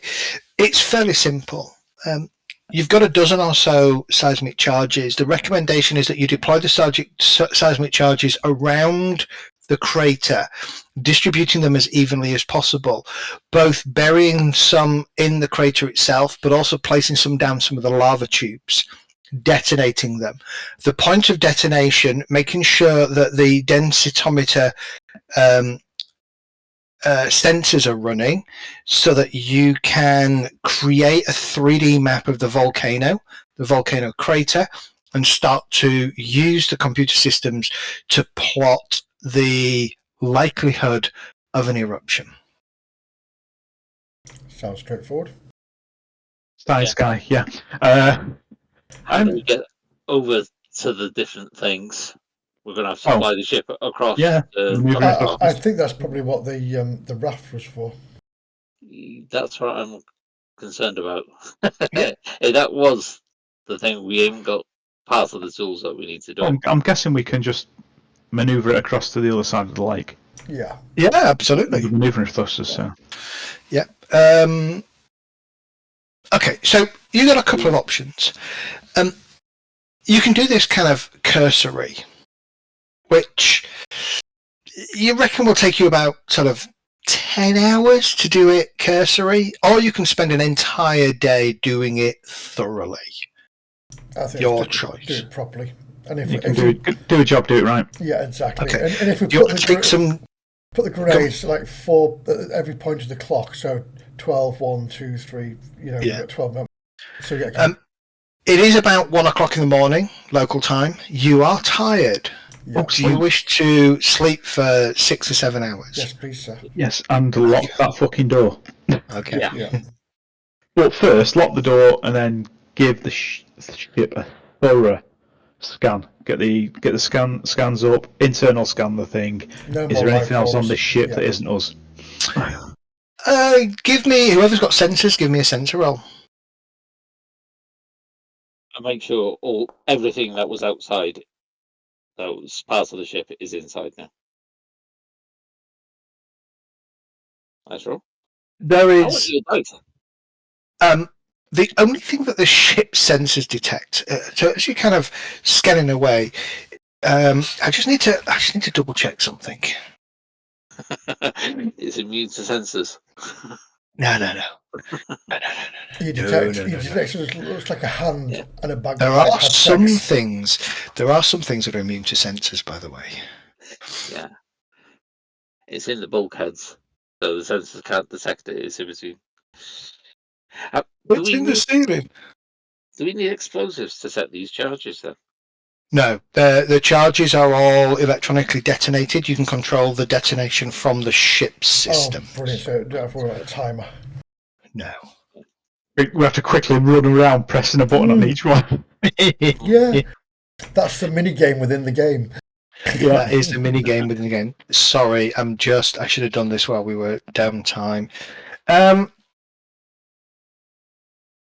Okay, so one thing to note that there is, strictly speaking, a life scanner that you might want to consider in future being added to your to sensors and stuff when you've got them to do this very thing, but that's not quite what I'm looking for.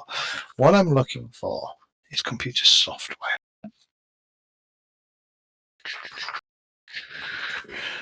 Why am I looking for computer software? Oh, it's a good section. If you haven't got it, I don't know if I shared it with everybody, but if you haven't, if you can get hold of the High Guard book, that gives you a lot of good info on ships and how to build ships and what kind of ships exist and why you might want a destroyer. Yeah, you shared it. We got it. Cool. Yeah, I've shared it among you for your personal use only, not to be shared outside of anywhere else. No. And only verbally. And only verbally, yes, exactly. Exactly. I want my Medlab ship that I rolled in one of my characters. Just because it looks awesome. Oh, the lab ship that you rolled. Yeah. Okay, I can't find it, and I'm not going to spend hours trying to go through it. For the moment, the only thing that the sensors pick up is microscopic biological forms in the mess. Right. And that's one area that you have yet to clean properly. It is a bit of a state down there. The rotter's setting. Is that because we don't have life sensors that we can't find anything better?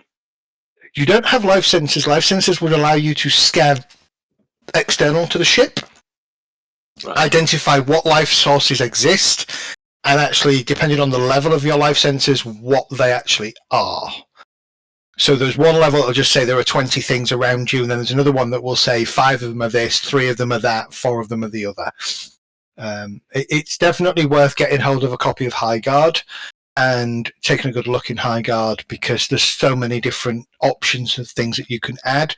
But as an example, Life Sensors 2, that gives you the not just the how many, but the what. I think it's 2 million credits. Ouch. Mm-hmm. Not even I can afford that. But we'll worry about ships. We'll worry about ships in a little bit more detail later. Yeah, they don't know this yet, but I've got life sense, haven't I? Life detection as part of telepathy. Yes. Yes. I could actually save 2,000 credits and do the actual job, but I don't know how effective it is. We just need to strap it to the outside of the ship. Yeah. There's nothing else inside the ship that is of concern. And so you kind of bed down for sort of 6-7 hours of sleep. You each grab a stateroom, clear out the stateroom as best you can. Actually, the staterooms, things like the lockers and stuff are open, and there's some things scattered on the floor. But for the most part, the staterooms are actually in a fairly okay state. Pardon the pun. Probably just need to clean linen and stuff like that. Yeah, I was going to say, blacklight the whole thing. Yeah, blacklight the whole thing. One particularly has like splotches, like a genuine Jackson Pollock pole up the wall. Yeah. I will bed down in my sleeping bag in a bivvy, not in a stateroom. Yeah, okay. Okay. You wake the following day feeling pretty relaxed, refreshed. Actually, it's good to be inside the atmosphere regulation of the ship and not out in that thin air up at 1,500. You know, the atmosphere is thin anyway, and up at 1,500 meters. So when you dropped from nearly 2,500 meters, there was almost no oxygen at all, which is why the rebreathers were very, very important. Okay. Well, let's see if we can get the ship off the ground, shall we? Let's get a pilot roll going. Go on, computer. Off you pop. No. I'll get it started. I'm trained. I'm not very good. I'm just trained. That's all. In spacecraft. It is spacecraft, isn't it? Yeah. We had on the package that we had, we still had some skills left in case the other guys joined. Wasn't pilot one of those?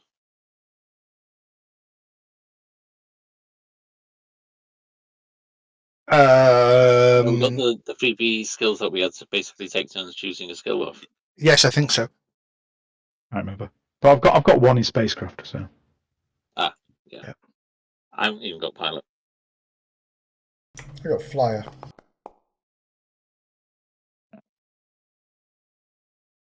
Nice. Right on the button. The ship kind of begins to vibrate as you bring the M drive up. You can feel it shake a little bit. It's not the most well looked after ship. Bits of it definitely need to be better strapped down and fixed. You'll see the fuzzy dice kind of fall off the dashboard onto the floor as you bring the ship up. It wobbles a little bit, and then gradually you kind of get it stabilized, and then you start to give it a quick turn around. What are you doing? I mean, are you just going to try and start maneuvering it around and opening the ramp and letting people out to plant, or are you actually going to take it for a quick kind of test flight? Let's get a job done.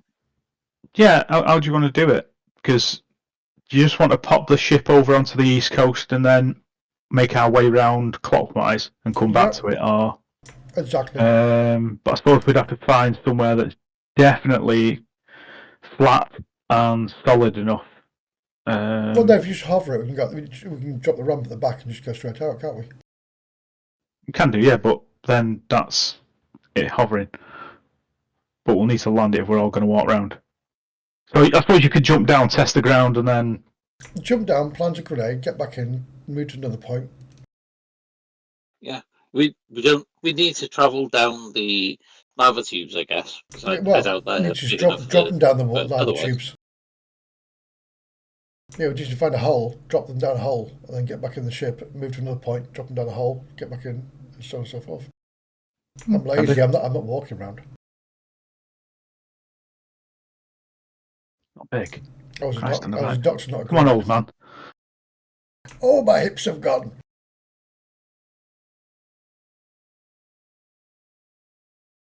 Okay. So, are you basically flying the ship all the way around, or are you just going to take it over, land it, and then walk all the way around?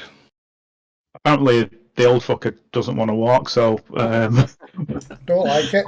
Flying around and pulling up at each of these lava tubes and okay, and then popping them in and then carrying them around. Which is the safer route? Are you going to have to make 20 pilot checks? Well, to be honest with you, we could do the first stop could be there, and you'd be able to get 3 of the lava tubes. Remember, you've got 12 seismic charges, so there are way more lava tubes than seismic charges, and you also need to be planting some in and around the crater itself as well. So you probably want to, if you think about, if you travel east, sort of the southeast sector probably wants 3, the northeast sector 3, etc. So you're probably just putting 3 in strategic places around each of the quadrants of the thing. Okay. Yeah, so if we go north, northeast, east, southeast, south, southwest, west, northwest. So that's, how's that? 4, 5, 6, 7. That's 8, isn't it? And we've got 4 more that we can scatter, maybe close to the lake or whatever. Yeah. There's also leave one on the island. There's probably also close to 3 dozen small spike-based ground sensors that you can drive into the ground as well. Just kind of double-checking. Are they thumpers? They're not thumpers. No. I thought the same. They're not thumpers. So over the next, this is not the mouth of the worm. Over the next sort of 6 or 7 hours, you kind of get yourself 2/3 of the way around the volcano.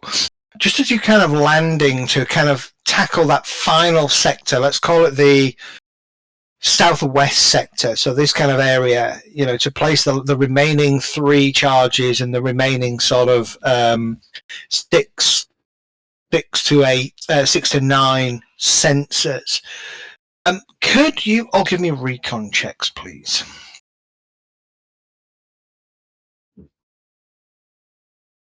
I'm going to say no, but I'll roll. What's the base roll for recon? It's just. Is it not? It's a skill. Yeah. You roll recon as a skill. If you're not trained in it, you're on a -3. I nearly passed.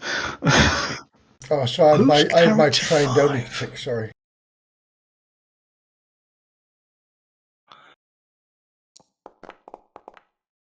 For some reason, I am seeing Carver as character 5.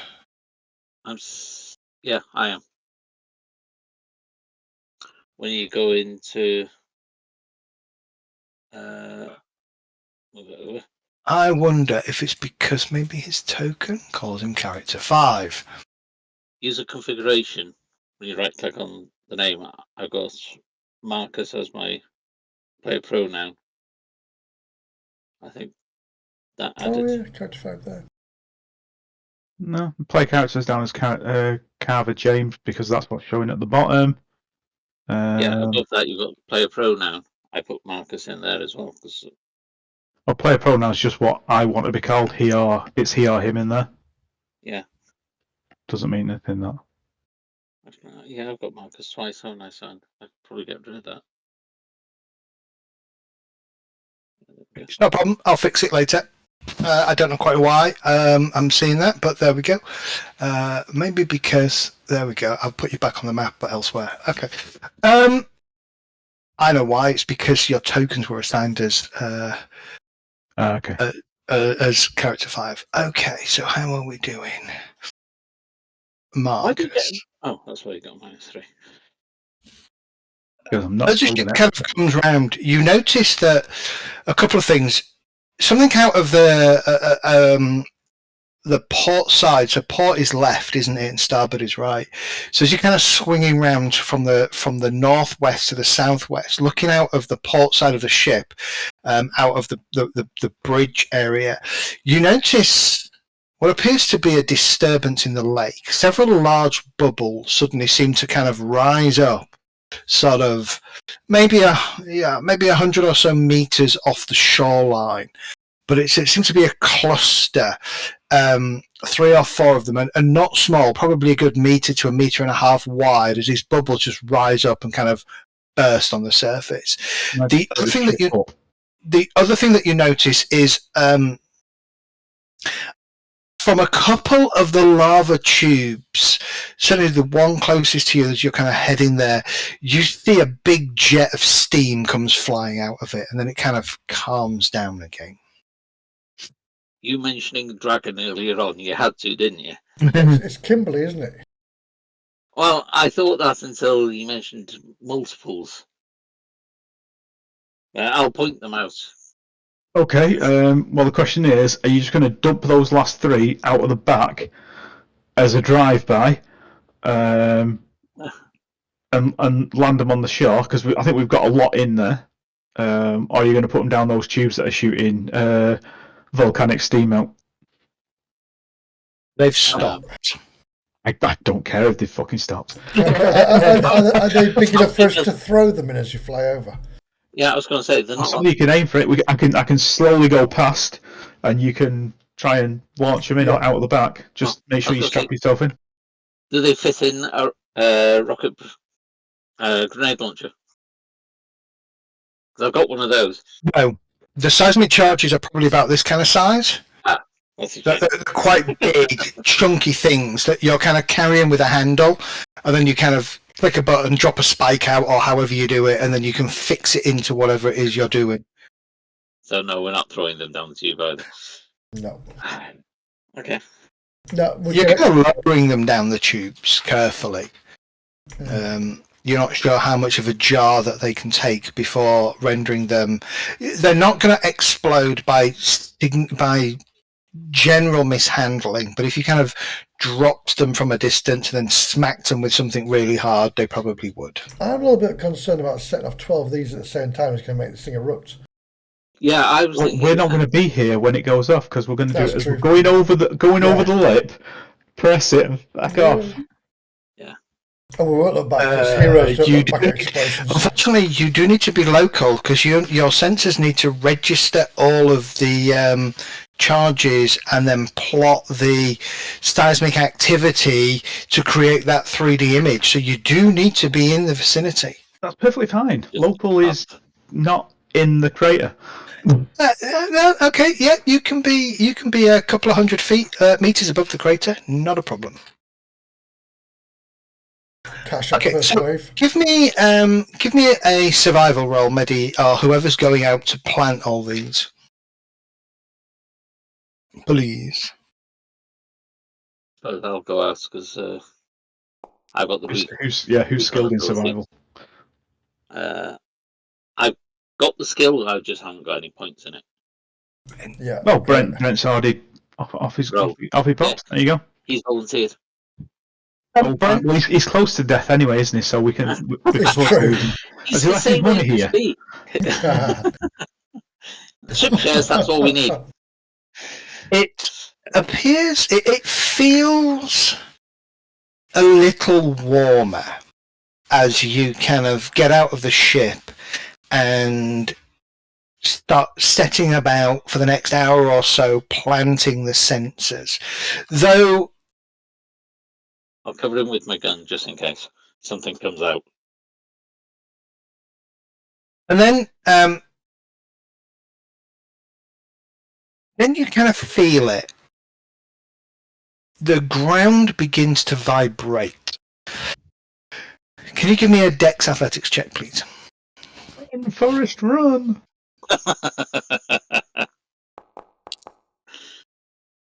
Okay. Oh, it throws you to the ground. You kind of hit the deck. It doesn't really do any damage to you, but you kind of push yourself up and you feel yourself staggering as this ground does seem to be kind of warping and changing and kind of moving around you.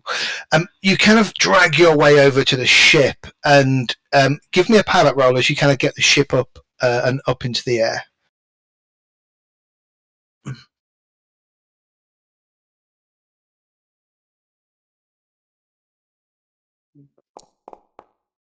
Nice. You bring the ship up, no problem. And the sensors on the ship are kind of telling you that there is definitely some seismic activity going on below you. Though nothing bad seems to happen. And then there is the survey system, which is a completely separate rig that's down in the cargo hold, actually. Again, probably the size of 2 flight cases, is flashing green with and above it says armed. Oh, sorry, it says armed. Okay, well, I'll be legged it down there with my sensor skills. Okay. Yeah. Let the scientists play with those. Yeah, I'll push the green button to arm. Okay. The next button lights up and it just says. Well, no. When arm would change to detonate, or yeah, I'm asking how high we are. Okay. Are we all baked? You're probably 100 or so meters up above the lip, so you're about 300, 350 meters above the actual crater surface at this point. Do I feel that safe? I will set at like an instant rise in altitude into the computer.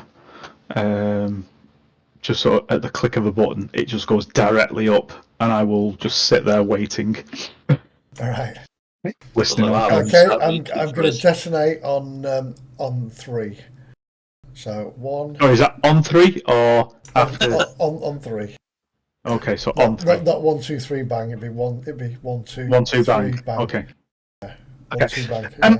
You hit the fire button, and as you do so, from the bridge where Marcus and Carver are kind of strapped in, you watch as you see all around this kind of, not quite simultaneously, these explosions start to go off.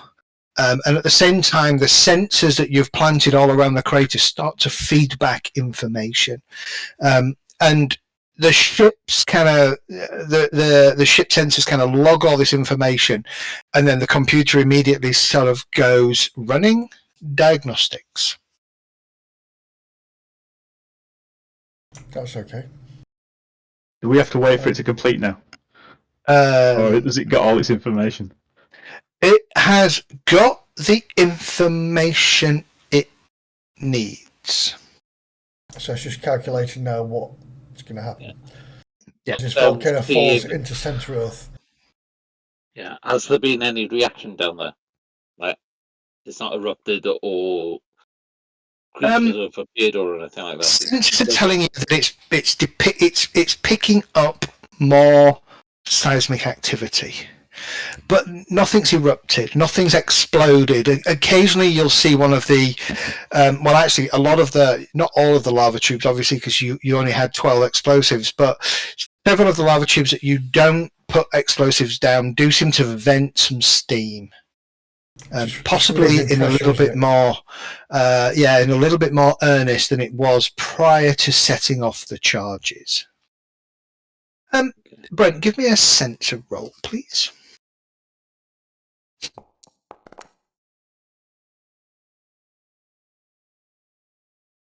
Let's change my dice colours to the same as his. That's a +3 success. Ship's AI. Stilmer, Brent, I've noticed the lake has dropped 3 centimetres in the last 2 hours. Do you wish me to add that to our calculations? Yes, please. Noted. I think we might have opened like a fish. However, I'm detecting imbalances in the auto-calibration system and the where is it? The auto-stabilization system. Do not recommend putting power to 100%. That's fine. Let's yeah, start we don't going, need to be start going back to. If we've got all the information, we don't really need to. We can let it calculate, can't we? Yeah. And then monitor from a distance. So we will start just heading back towards the dock. Okay. As you kind of get yourself up, the ship, as soon as you kind of clear the crater and you get out into the sort of, I won't call it the jet stream, but the winds, you do notice that auto-stabilization system is definitely not behaving itself. The ship starts to feel quite buffeted and rickety in the wind. Several warning lights immediately flicker off across the pilot's panel system. And so what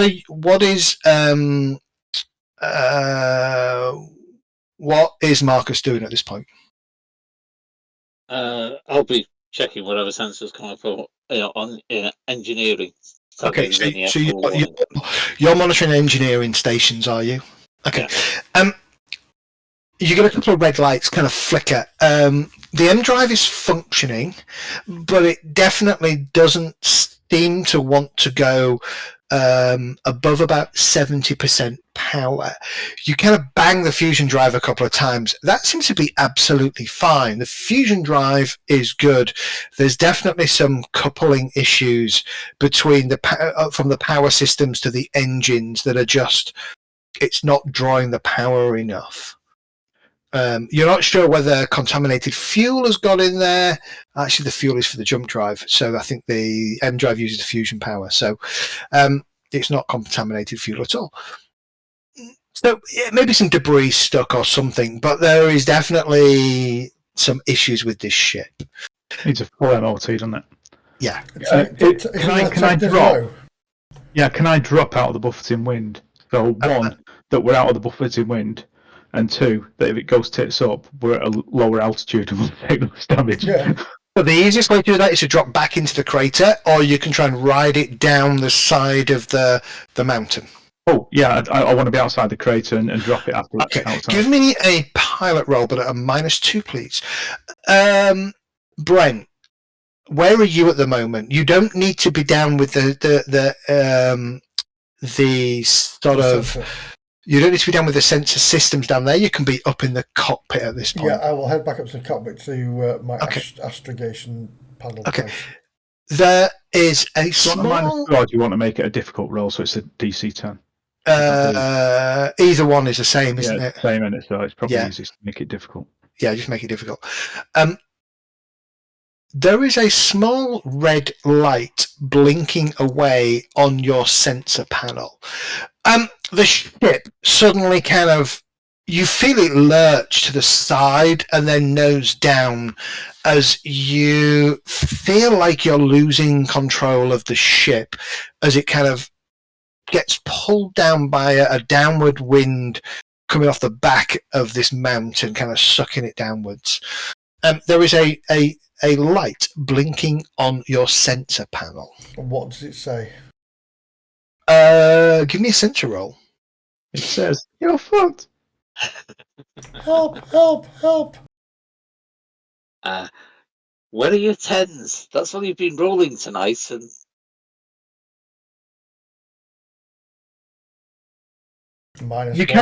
you're about to hit that kind of thing when your stomach drops out as the ship just kind of lurches to the side. You also feel this back in engineering, Marcus. You feel the ship kind of slip and start to go down. Give me another pilot roll. Let's make it another difficult roll. You can do it.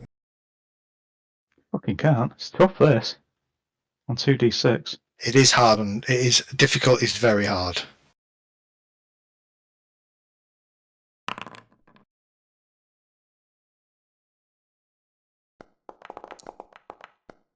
Or is it?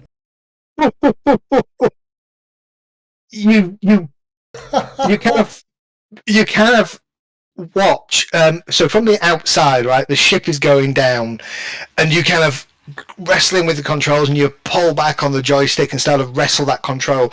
And you know, from the outside, it looks like the back of the ship misses the side of the volcano by inches, probably reality by a few meters, but it you know, you get that swoop as you bring it under control, and you straighten the ship up just before it kind of hits sort of the edge of a ravine as it would be going down, and you kind of pull the ship back into your control.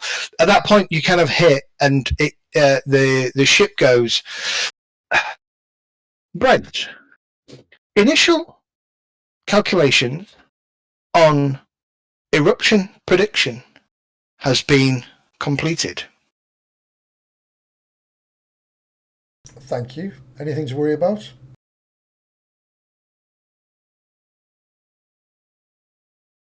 Prediction of eruption is, at that point, behind you, the crater erupts. And the noise, the noise that kind of washes down over the ship, kind of almost drowns out the imminent. No, I thought you were going to say in 5 and it's 5 months. 4. You immediately kind of bank the ship as you start to hear pebbles. And when I say pebbles, they're probably this kind of size, starting to get bigger and bigger and bigger as that crust layer on top of the volcano is just spewed up into atmosphere, and it starts to rain down on top of the ship, banging and crashing, and kind of, so you kind of start to pull the ship out. You've got 70% power to use. 70% power is fast as fuck. Yeah, that's what I mean. Use it, all of it. You have thrust 2. The really interesting thing about Traveller is thrust 2 goes into quite a complex calculation to determine how many meters per second you can actually travel in space. It's a lot. Obviously in atmosphere, in atmosphere, you obviously have the drag coefficient of the actual atmosphere, gravity, wind resistance, shear resistance, and all that kind of stuff. Your ship is a streamlined hull, so it's specifically designed for being able to carve its way through atmosphere. You start to kind of pull yourself away. Immediately, the sensor system throws up a 3D map of the volcano. And to your eyes, Brent, you can see the areas of eruption on the model. And in one corner it said initial prediction 10 years, and then there's revised prediction several months, and now revised prediction was sort of 6 minutes, and then imminent. And now behind you. Can I ask the AI if it's recording all this? Yes, it is. Yes. Right. Could you notify the pencil pusher in the city by any chance? That's a very good idea. Yeah, you've just basically triggered a ice age potentially for your little planet. It was too hot anyway. Well, it won't be that bad. That depends how small the planet is, I guess. Brent. Note, predictions were incorrect. The act of triggering seismic charges did not result in a premature eruption of the volcano. The volcano itself had reached a natural point in which it needed to relieve pressure. Well, that's very good to know. Well, that's us off the fucking dock, innit? We just there is the comm system lights up just as you're about to kind of hit the comm system and kind of send the message to Central Lake. The comm system kind of comes up. Answer it. Minister Greener to ship high and dry.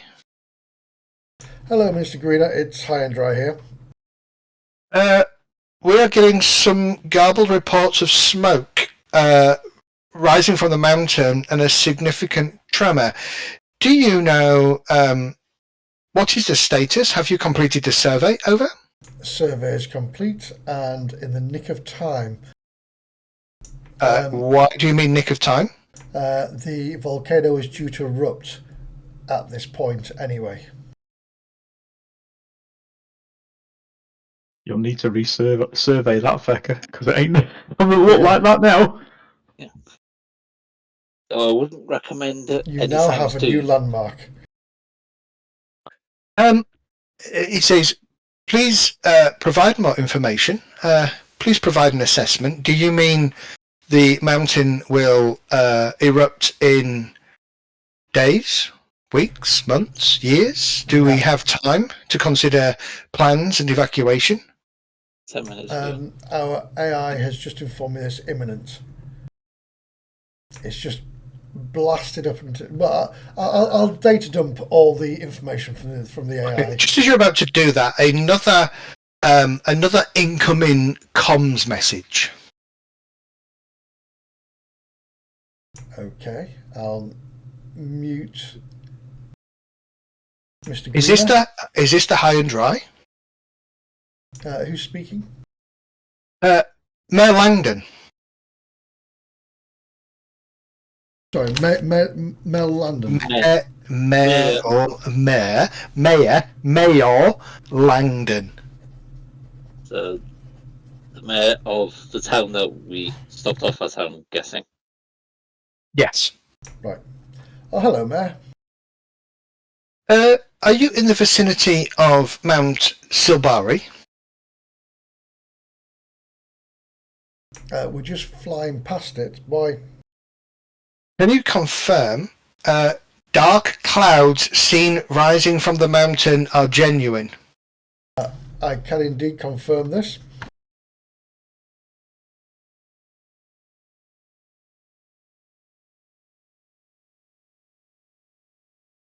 We are issuing an emergency general alert to all people in the vicinity. And then immediately Greener kind of cuts over. Mayor Langdon, this is Councillor Greener. We are sending the few grav vehicles that we have en route to yourselves, along with a special train where we are gathering security personnel, fire and rescue workers. Please do what you can to prepare the local population for immediate evacuation from the effects of the mountain, the volcano. Are there any farmsteads or anything out here that need evacuating? We're heading we're going westwards, aren't we? You are currently heading. Hang on. I may have a. Do I have a map of this area? Brent, I'm not sure we can risk a landing and take off again. I'm more concerned about the civilians down there, to be quite honest. Yep, that's their problem, not ours. High and dry. Perhaps I can avail of your services. Please, would it be possible for you to take a flyby of the mountain and surrounding region and provide a direct feed via starport beacon to my offices? That way I can get a full picture and allow us to decide on our next course of action. I'll ask my pilot who... The high and dry is not very airworthy at the moment. We have Understood. Problems. But I'll feed you what I can now from what we can see from here. What's he want? Yeah, what's he want from it? What's he want to ascertain from it? He just wants video footage of the entire circumference of the mountain so that he can get an understanding of what the situation is. Is the lava bubbling up out of the crater? Are there any vents in the side of the volcano that have given away and are causing lava to come out? Basically, we turn into a drone. And I'm I'd guess with the external sensors, because you don't look through windows on a spaceship. Correct. I'd guess with the external sensors we can do that from a good distance anyway, because these sensors are used to looking zooming in, for thousands of miles. We've got military sensors on here, so yeah. We should be able to. Whoop, whoop. Incoming missile. Incoming missile. Evasive action required. What the fuck? It's probably a boulder. Rock from the volcano. Did they get target lock first, or is it a missile that isn't a missile? Because if there's no target lock, it's a fucking rock. Give me a sensor roll, please. As you all kind of suddenly look up, you look at the sensors, and it definitely is no missile lock. It is a rock that's coming out of the ash cloud down towards the ground, and you just happen to be in its flight path. I will zig. And zag. whilst it zags. And basically this warning alarm just starts going off. Like, incoming missile, missile alert. Right, what I won't do is, when you get these idiots in films where something's rolling and they run straight, I'll just step to the side. Give me a difficult pilot check.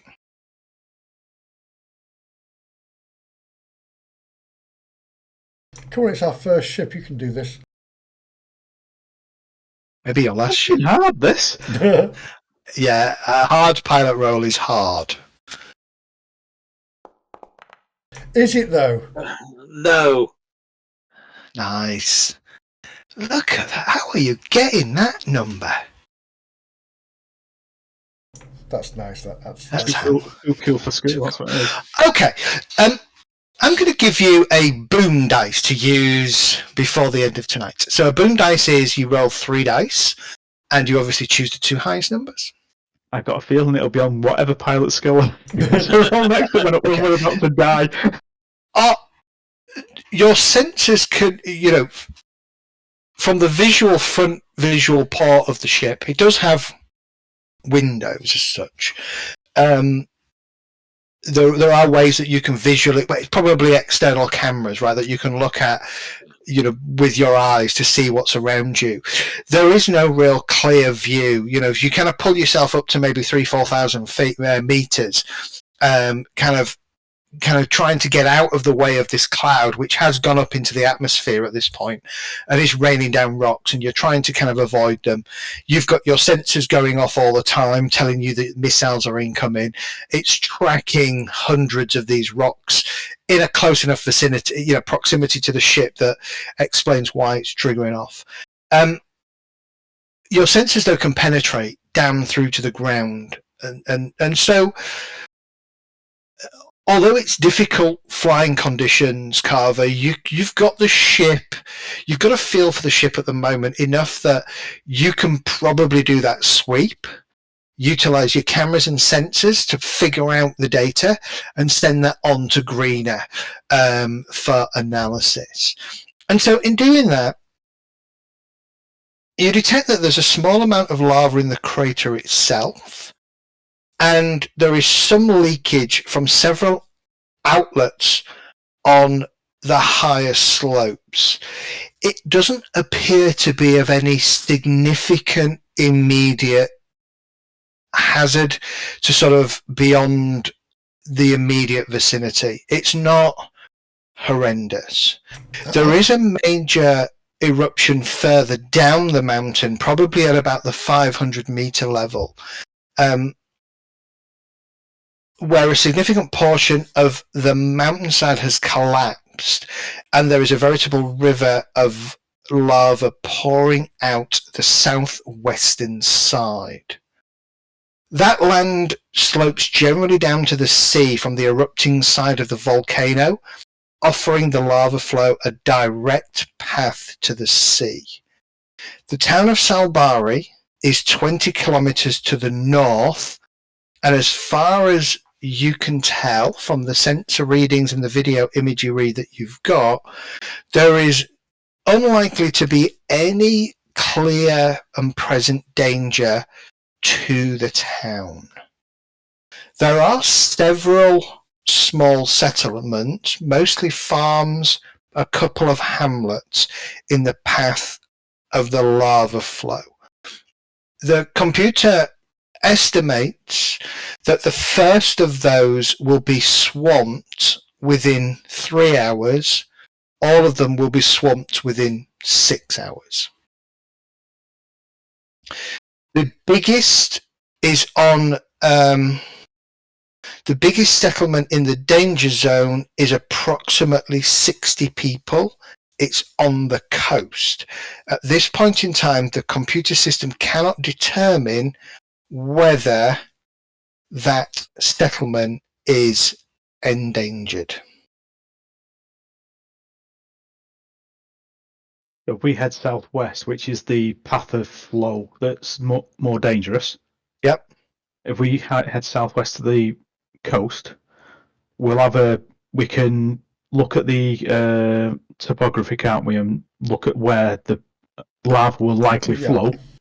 If we follow that path, and then we can either lift people, but we haven't got a very big hold. I don't know how many people it could take in there. Or just say, head east. Yeah, jump on something that moves and get east. Yeah, just get out. Okay. Just out of interest, had the water gone from inside the crater? Yeah, evaporated. Yeah. The crater is now lava filled. Okay, I think what we'll do is we will call it there as everybody starts to prepare responses.